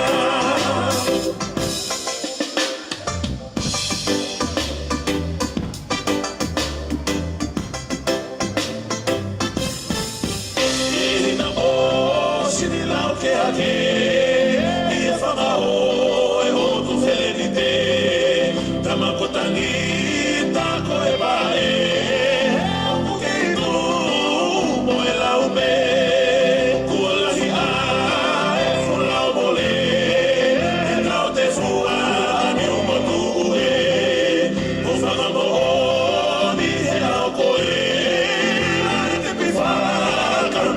Fine.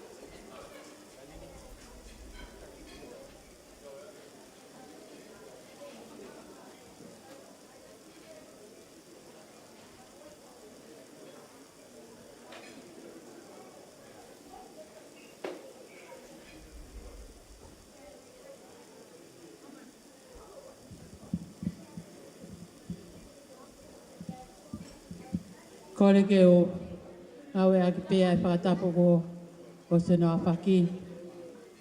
Kia tā mua mo oku ke whakahoko patongia ki he hoa koe ke taino Akosita.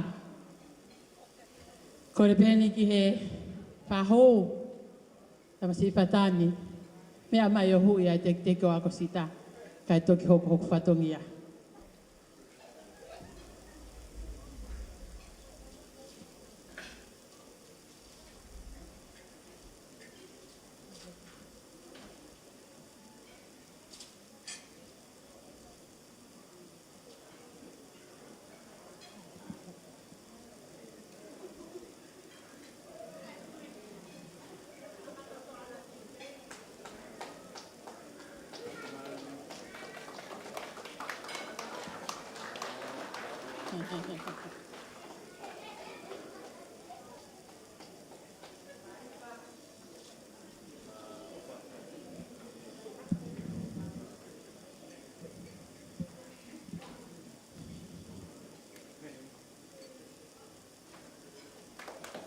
Pas mai ki tamasi pau a koe. Ko kore pe mua ke whakamala ala atu e hoa koe ni. Ki he tahine tau olunga Akosita. Ko e te unga koe no Akosita. Lahi pea te unga taolunga Akosita ke taolunga whakaopa aki. Ka ihe aho ni. Whie mau pea Akosita ke ne ngawe aki. Ai ngawe ahono te hina. Ngawe whakamea ai sivi. O tau ko osi. Ke ne ngawe aki ihe aho ni. Ko iai e hoa koe ni, mea i pē, koe ni mai ni o ki te hina. O kune amanaki, ke ne tau olunga aki e hoa koe ni. Whamalo atlatai, ai teu, ko whai ma Akosita e a koe ni. Koe tuanga taulunga Akosita, pia mohono whala teu. Tupe mua, tamasi i whahu he a koe ni. Ke whakahoko mua hoku whatongia. Ke ki tahine koe ni. Koe mehe ki tanga. Ka koe ki whae. O kune lau kau aki pia ne whai te riha pe ki ai. Talu pe e tau piri. Pia neongo pe. He aha koe ni e pai hoku whatongia ke taine ko Akosita. Loto pe Akosita ke ang bene ki whae ana teu ia. Ahoni, o ki tuanga taolunga Akosita mo no whala teu. Ofa, kai ka hame e mao. E Akosita mao e ako koin. Whamalo mole pe, koe ni ma vai. O whai akai whatongia ako koin. Ka o whakahawat pe aka te koe. Ake fola. Na whai hono ako ni kina kai Akosita, pia mo tohi tapu o whake a koe ni. Koe ai ofa, kore atu. Ki i lailo a kau kui loto. Whake a tia mahau. Malo.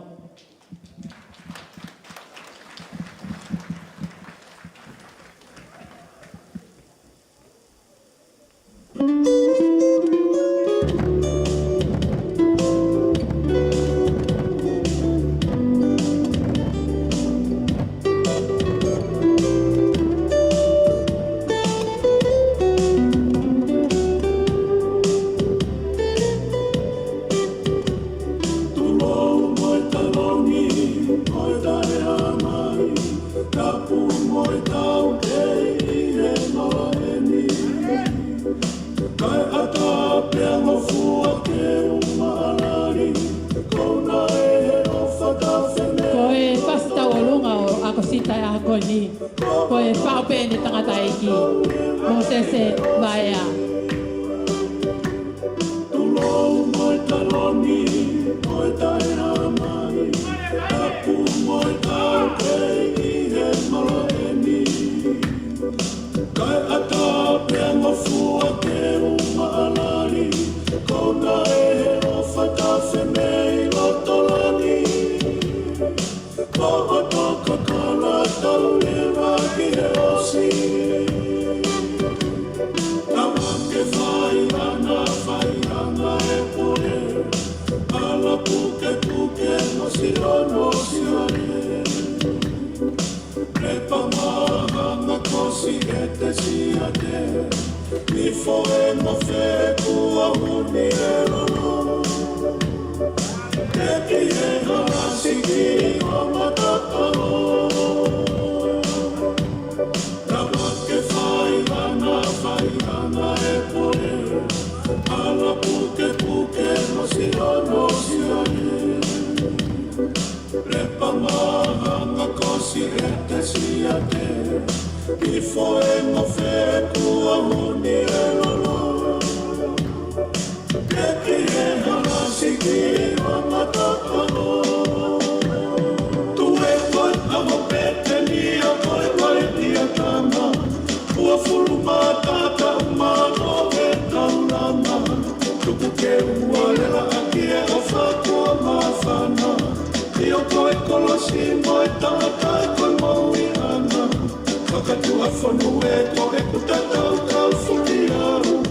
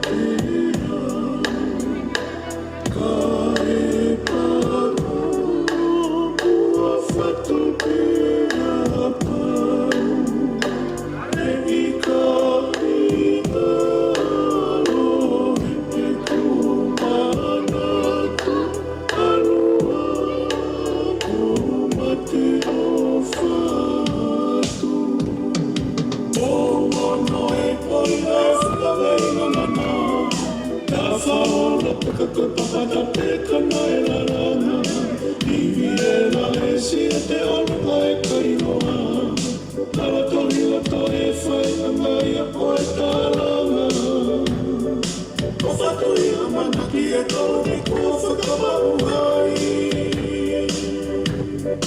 Tongo no e koina e whakameina nana Na whaolo peka koe papata peka na e la rana Iwi e la e si e te olunga e kainoa Tala tohi lato e whai a mai a koe tālanga O whatui a manaki e tolo ni kua whakamaru hai Tu e koe a hope te ni a koe mai ki o tāna Ua fulu mātaka umano e taunana Kutu ke ua lera aki e o whatua mawhana I o koe kolosi mo e tata koe maui ana Whakatua whanu e koe kutatau kau whuki au Whunga mai se te Whunga mai se e whikau E aha koe Tu e koe a hope te ni a koe mai ki o tāna Ua fulu mātaka umano e taunana Kuku ke ua lera aki e o whatua mawhana I o koe kolosi mo e tata koe maui ana Whakatua whanu e koe kutatau kau whuki au Whunga mai se te una whape koe tai e whikau Malo, malo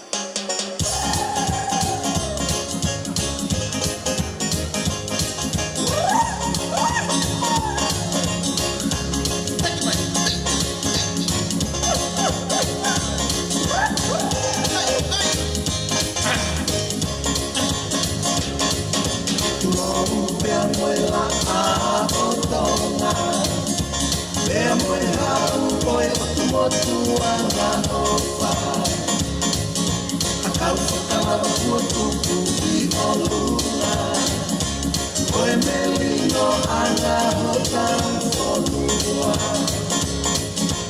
O ka whangai pele vai la Ake ai se te mana tu ofa Si ilanu matalanu ine ina si e kua whai Oe whale noa ma hotan tuonga Te moa utu ke ka utu e o mawaba Haka ilangi taru o ke fola haka Whakame I te mo whakaholo mamata He koe kai hia ai toa o Aotearoa Tantangi e pui ka whana Koe pe aru koe tauranga na whanua Taira futua no langkolu ka whakatoloa Kua tuula I e punga whonua Wape e lita utuongona Welo tonga nei loto Aotearoa Wiuni kua tausia E tapunaki aki ae ofa Te motu ke tautu e o mamaka Haka ilangi tau Moke fola haka Whakame I te mo whakahongo mamaka E koe kai hia ai toa o Aotearoa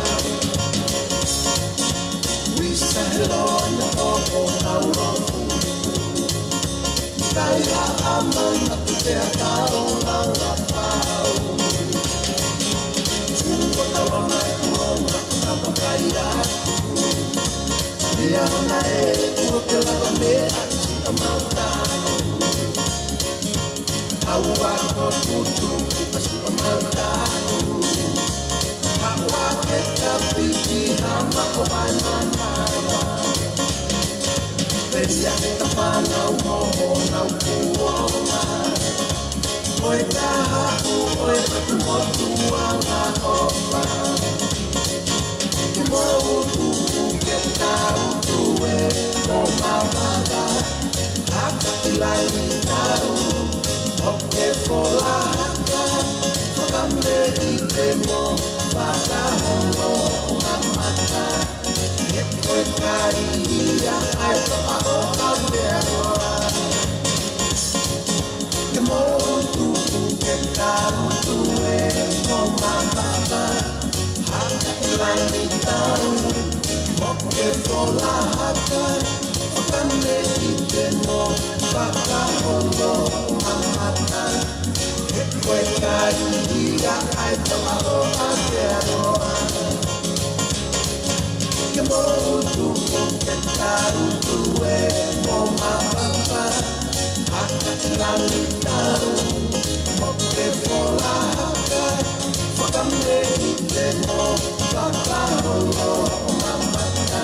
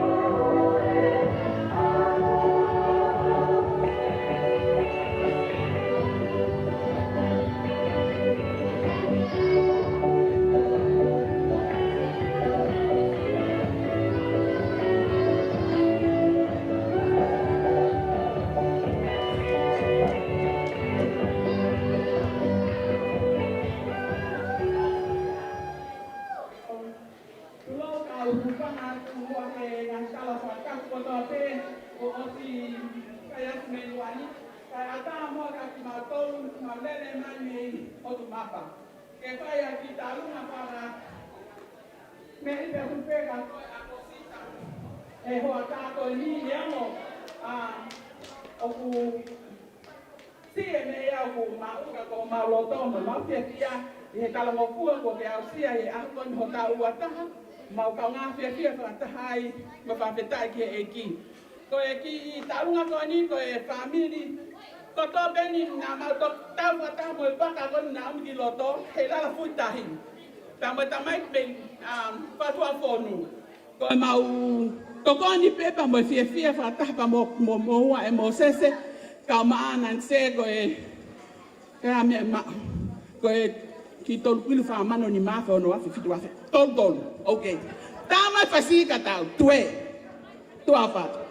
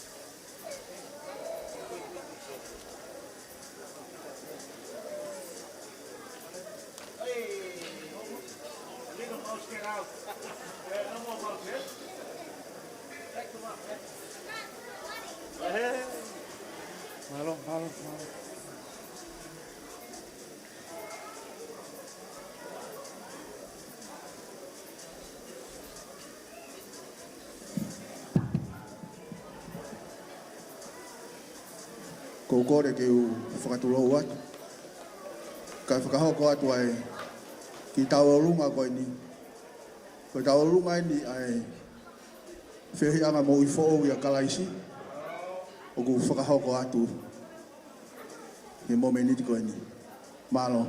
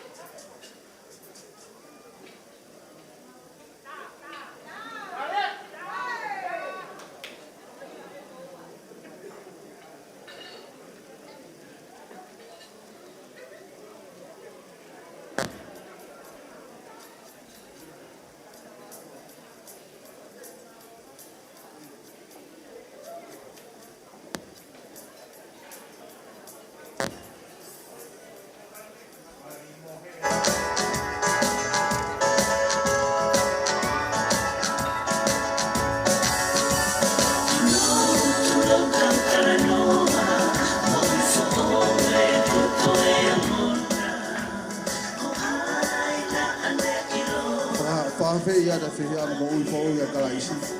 Te amohata o si asi pe wata whamone more.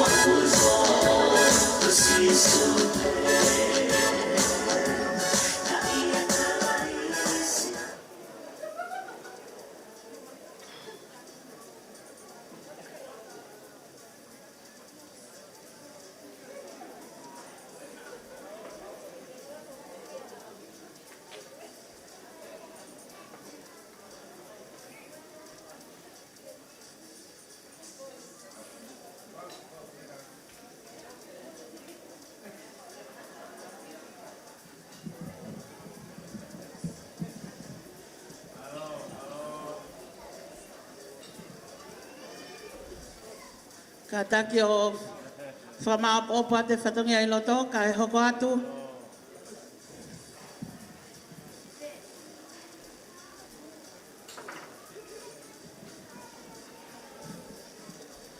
Kole ke u whakatulou atu he. Kai ata mua mai whine motua atua. O tai loa koeni. Whahoko ata ki whatongi ani. Whai whekau. Kai pehe ke whaho. Pehe ke kāinga kotoa pe tau lonuku ki loto whare koeni. Ko whakamei te o kuhoko,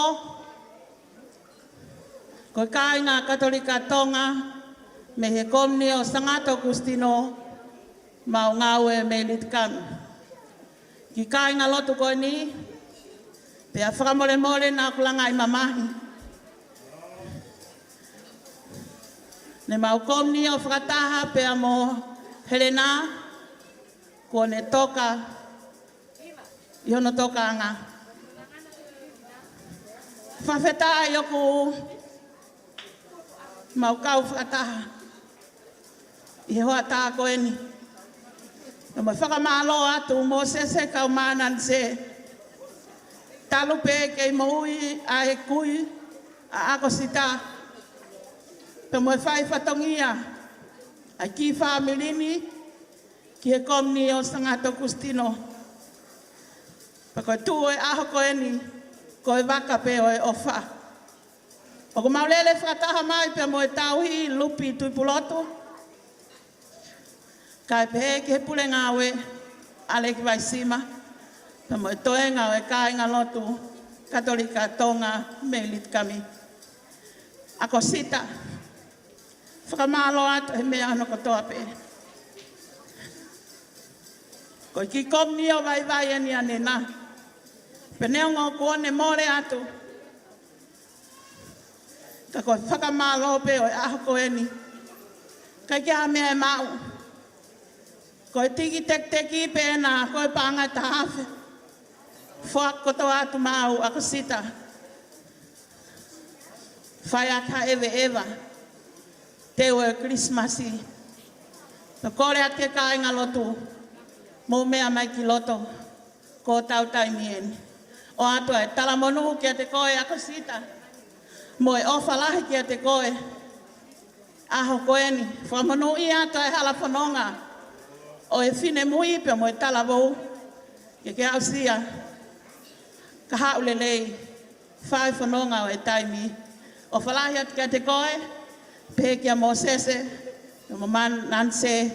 Houa koe ni. Toa o whai kia atu malo.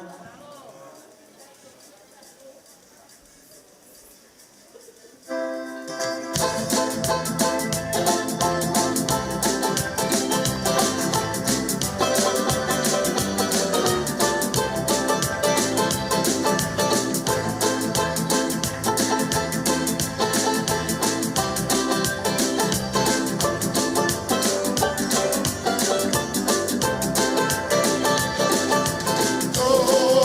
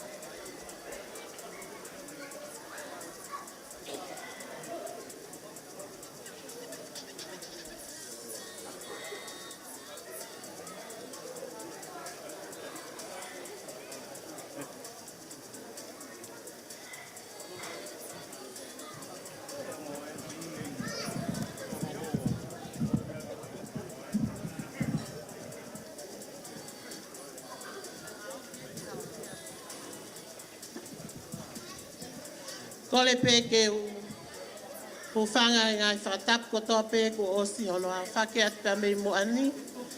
A tā mua mo oki ke mo oku ke tongia ai whatongia ko e ni.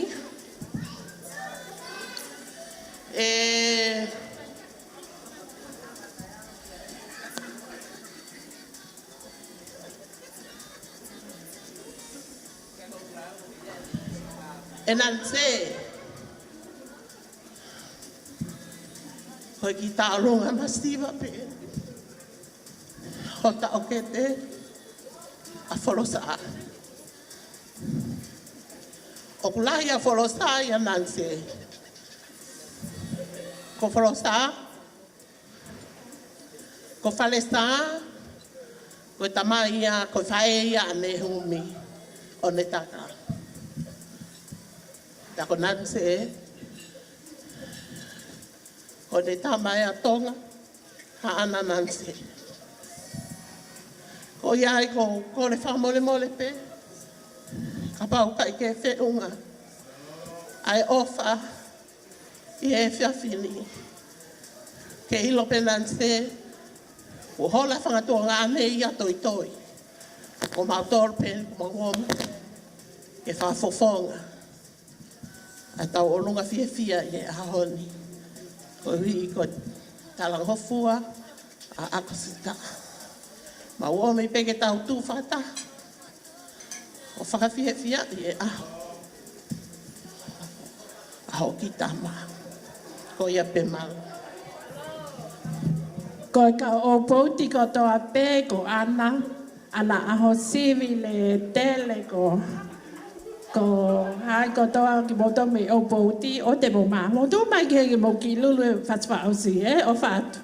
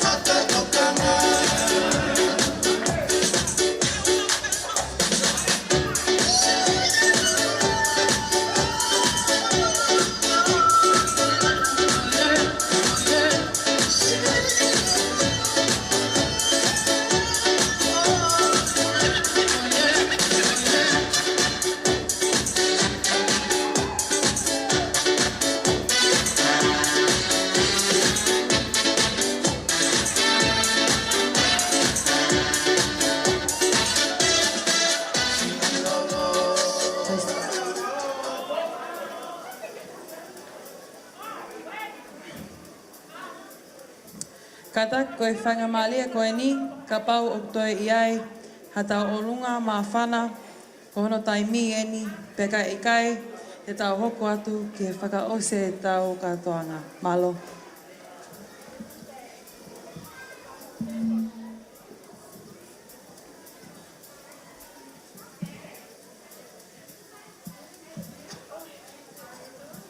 Ko le beke uhu whanga i he talawha tapu ko au whaki he katoanga whiawhia e whiawhini.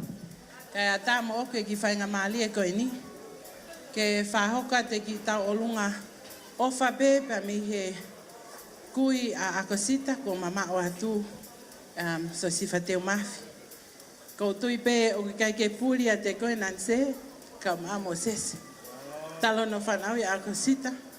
Na hoka Akosita. Koe ki i tamaia ke whaka lau noa mai ke tangata i kene ke i mo ui. Taha ko Akosita, na e whai e ki whamuna pe koe teo i ki mono ke tokon pe kanan se ke whatongia ko tau leke leka tangata i ki. Heke mai o tangutu ke tokon ki hono whao e mono pani. Ko wipe ko pestei ki kaunanga ko ni. Ahone Akosita ke tau ata. Ko pulia te fofonga ko ia. Ka ko fofonga na ne hanga o whakaofi e family. Ne ngoku na to lahi pe family. Ia selerian ilo pe ka o pouti ko na to ose na tau olunga. Ai fela ala ve ia nga tau no foi motu. Kana e kaua Akosita, e ki kaunanga, na e neanga whakaofi e family, i he mausio matai, i he tangata iki koe ni. Ai pe ki mea kotoa pe, e whakalaulau noa pe ka nanse. Ai pe ki mea kotoa pe, e whakalaulau noa pe ka nanse. Koe mea pe na mau ilo e mau tupu hake, koe wha e ta mau iki koe ni koe ne lele mai me i o pouti, me i o waka. Toki hanga tangata iki o whamatala ke te mautol, o mahino ke te mautol, o koe pe mo mau ki konga ne iafu. Ia pe mo konga ka o man. Pena e pehea e whakalaulau noa na e whae tangata iki, ke ki kaunanga koe ni utau, i he ni ai a koe ni. E Akosita, ke kia mea e mau e hika ka maala koka. Pe ko whangatau kete, o ku ombea manta ki ha o haka noa ia tu he ke whaiwhiawhia ia ki koe. Mau kau ngā kau whakataha pe tu whakataha, pa mo isiasi e ahon, pe heke o mātu a, he whakawheta i ki he eiki, he tauhi ofa, mo hao haoa kune whai ma hao mopui, o ke hausia mai aho tau ataha. Ko te teke tau ngaku ki se nitsisi pe, ko le pe ka manta, lele mai ka Akosita ke pui atu e ki se nit koe ke aia ki hao ki foi kaloni ke miri ko ke fine mui, i he ngahi aho kirismasi, pe heke ki tu angata o runga at pe ki whai aka whai te riha. Mau ofa atu, kai tāma mau whasi malo.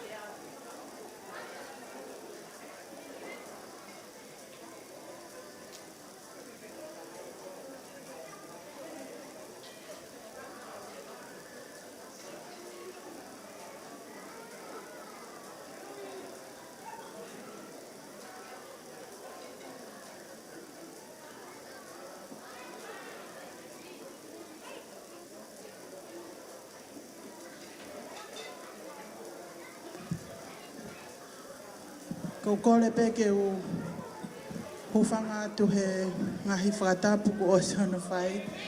Ka e tupe mua ke whai he whanau ha whakamalo ha whakameite ko e whakamalo ia si o moulawa mai i he whiawhi ko e ni.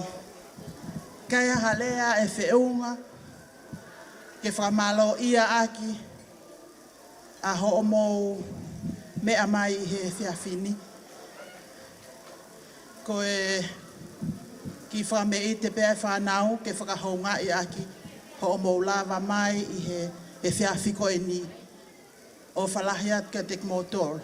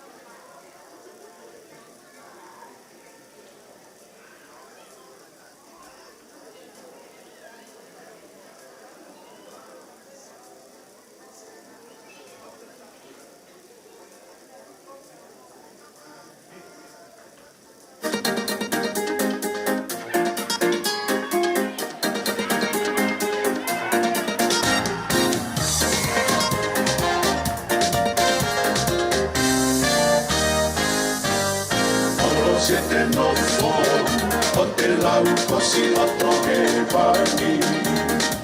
Siete whakamani mani, e kakala tapu e taurangani. O ponga matai ki, o kumala mawhakatupu tupulangi. Si o tapapai, e ilalaia e whetaurangi. Ola, e anatu e whaawawatulaki. E wesa mahina o ka hopo e whiawhi. O whakanonoa, o ka niki mai e matani. O alaha mai, e kakala o ne whakatutulaki. Si e te langa, i tua tare fusi moho no masani. Si a fine sui, o e tauranga mei he lolo. O ana ahua i, si o kakala tui mei e koro. Whakatalo talo, a e tala tuku mei ana aho. Que toca aquí, a bababula y ato. Oro siete no fo, o te lau kosi o toke wani. Siete whakamani mani, e kakala tapu e taurangani. O ponga matai ki, o kumala mawhakatupu tupulangi. Si o tapapai, e ilalaia e whetaurangi. O katupula, e anatu e whaawawatulaki. O oro e lava, asi ene whakatauto atu. E ane manatu, ki e whetani ni whai mei ngalu.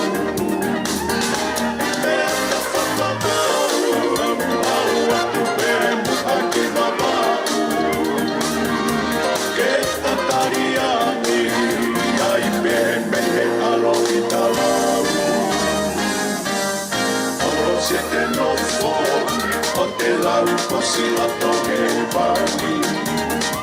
Si e te whakamani mangi, e kakala tapua taurangani. O punga matai, o punga lama whakatuputupulangi. Si o tapasai, nei lalaia e whetaurangi. O katupula, e anature va ulahi. Olo se te nofo, o te lau kosi o toge vani. Si e te whakamani mangi, e kakala tapua taurangani. O punga matai, o kumalama whakatuputupulangi. Si o tapasai, nei lalaia e whetaurangi. O katupula, e anature va ulahi.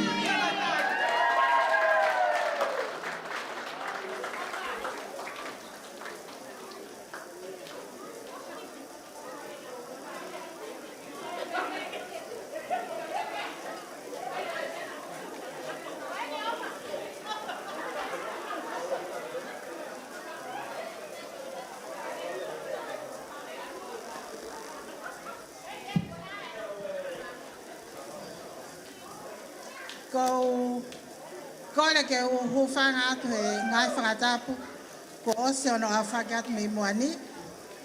Kai ata ke whakahoko ata ki whatongia koe ni.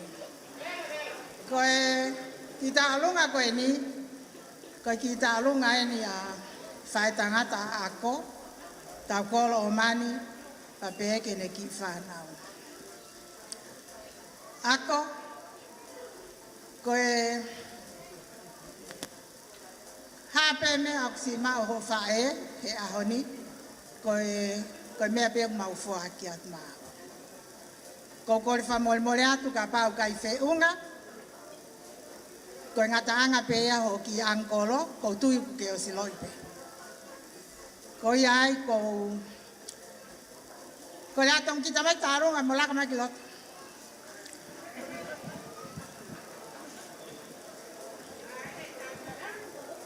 sai ko e ngo ki ofefine no tau kolo toko wape mone ki fa na tangata to fa Vaea hakiloto opte fa amane mo laftani na heni fela we ko ngo pusiaki ya sai ko e ki whanau pena tau kolo kui heni, nau whafofonga ia Gary, laka ki loto. Whafofonga ia te ki tā lungani.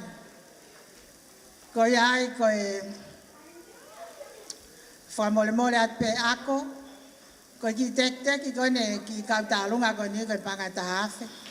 Atu pe ke si whai aki hao whakalau kau he ahoni, Tako mau ofa lahi atu ki a koe, he hokosia e aho mau inga koe ni ki a te koe. Mau ofa lahi atu. Tau kolo o mani, loto. Koe tamsitu la whale pe ni a tau kolo, he tau olunga koe ni. Mau ofa lahi atu. The way that I use Dropbox, there's no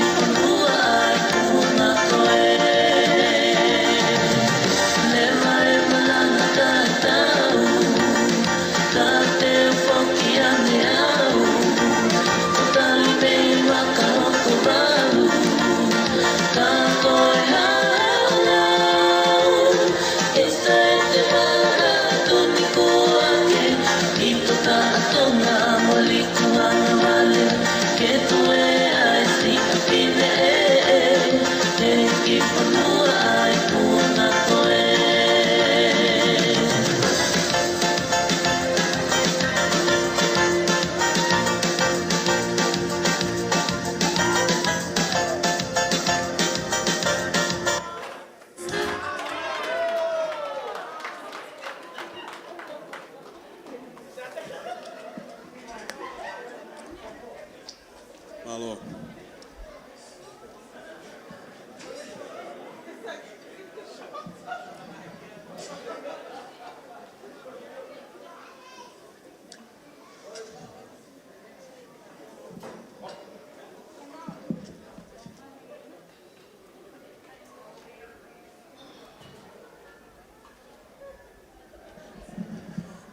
Kore pe ke hupanga e whakatapu. Kau toi haha ke he. Ko e whine motua ko e niu ku whakahawha a. Ko whare pe motua. Pea i hoa ni tupe mua e masiwa. Ka e koroa pe ke u haha ke. I he matanga. Ko ki tarunga e ko niu ko kapasta alunga e. Ko kore pe au ke pa e huki hau ki loto. Ke mea mai ki loto. Whangamore more pe. Ko pa e huki masiwa ai ni Akosita. Pea o ku whakaamu pe aloto ke whakakakato. Ko e whoho ane wha e tangata mo nia nanse. Ko e tuanga wae, tuanga tangata ai ni Akosita. Pea neongo pe maua o ka painu au he taolunga ko e ni. Kore pe au, minite taha, kai whakakakato o whatongia. Kauta tau atu.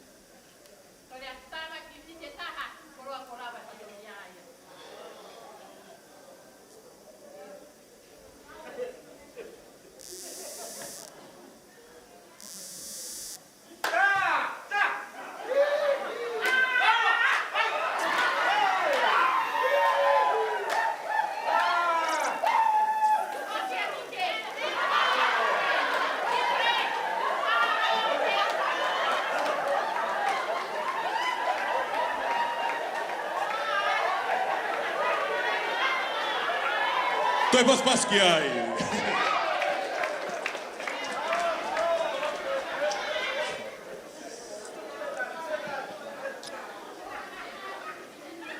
Okay. Ladies and gentlemen, family and friends, we've now come to the end of tonight's special celebration. It is my hope that you have all enjoyed your night, your bellies are full, and you've had a memorable night. Akosita, we hope you've enjoyed this night as much as we have. Ko kolen, i whai whikau, i Sileri nau whau, ke mea mai o whakaosi e tau kātoanga e whiawhini. Malo.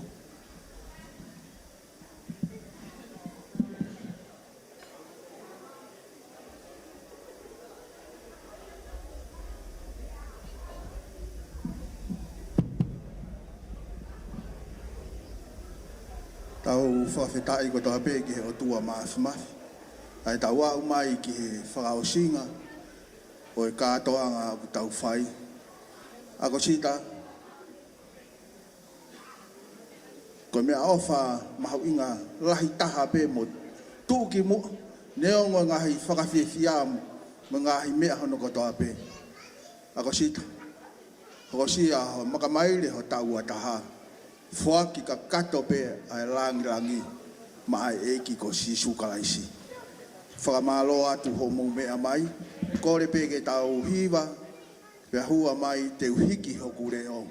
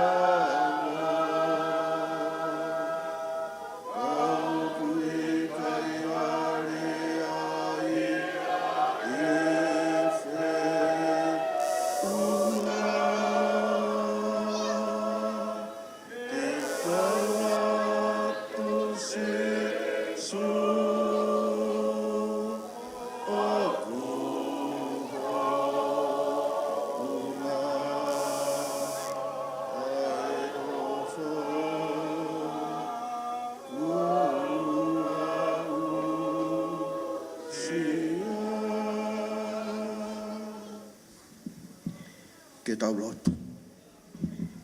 O tua mafi, mau whakawhetai, mo whakamalo at ki a Fiona.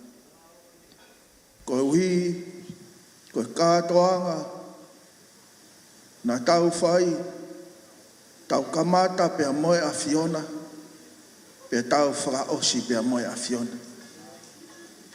Ko e mau whakamu e, ke hoko ai ki itahi neni. Hene au sia e makamaire no tau o fulma taha ke atu pe ai langi pe mai a Fiona.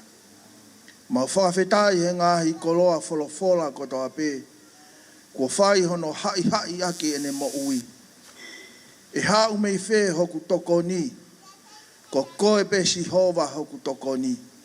Ko koe pe hoku malui, ko koe pe hoku tauhi, ke whakatolonga o mo ui i a teki mautolu. Whakawhetai whakamalo atu ki a Fiona, ko hui ko whamiri hono ko toa pe, ai whahu pe a moe ulu mo tua, o maa e kainga o whamai hono ko toa pe, si kau taula e ki, o maa e ngai si hono ko toa pe, maulo nuku i ho ao, e o tua, ko hui ko hoko sia e Akosita, no tau ua fulu mātaha. O tua o kai ke ai harea ia e whiunga. Ke tala tu aki ai ofa me honga ia e mau mo ui. He ofa e Fiona ko ke whai ma aki mau tolu. Mau huwhi atu ai whanonga une whai, hono tau ua taha. Mau huwhi atu ke a Fiona si iongo mātu a. Mo sese pia mo nanse ki i family, o atu ko toa pe ki a Fiona. O tua, ka iai haa mau tutuku i he aho koe ni. Whakafoki hao mua ki mau tolu, ki ngahi whei tu taktāna mau hao miai. Wari tāta ai mau ngahi mea rere, wari tāta ai mau tolu. Wari tāta ai harapure a ngā, pia whakaau ki mau tolu. O tua, o owai pia koloria, pia moe langi o tae ngata. Ke resia iki moe o whātua, wheho yo lau maari e maa oni. Ya teki mau tolu ko toa pe o wana ahiri, kai whai peo tae ngata. Amen. Amen.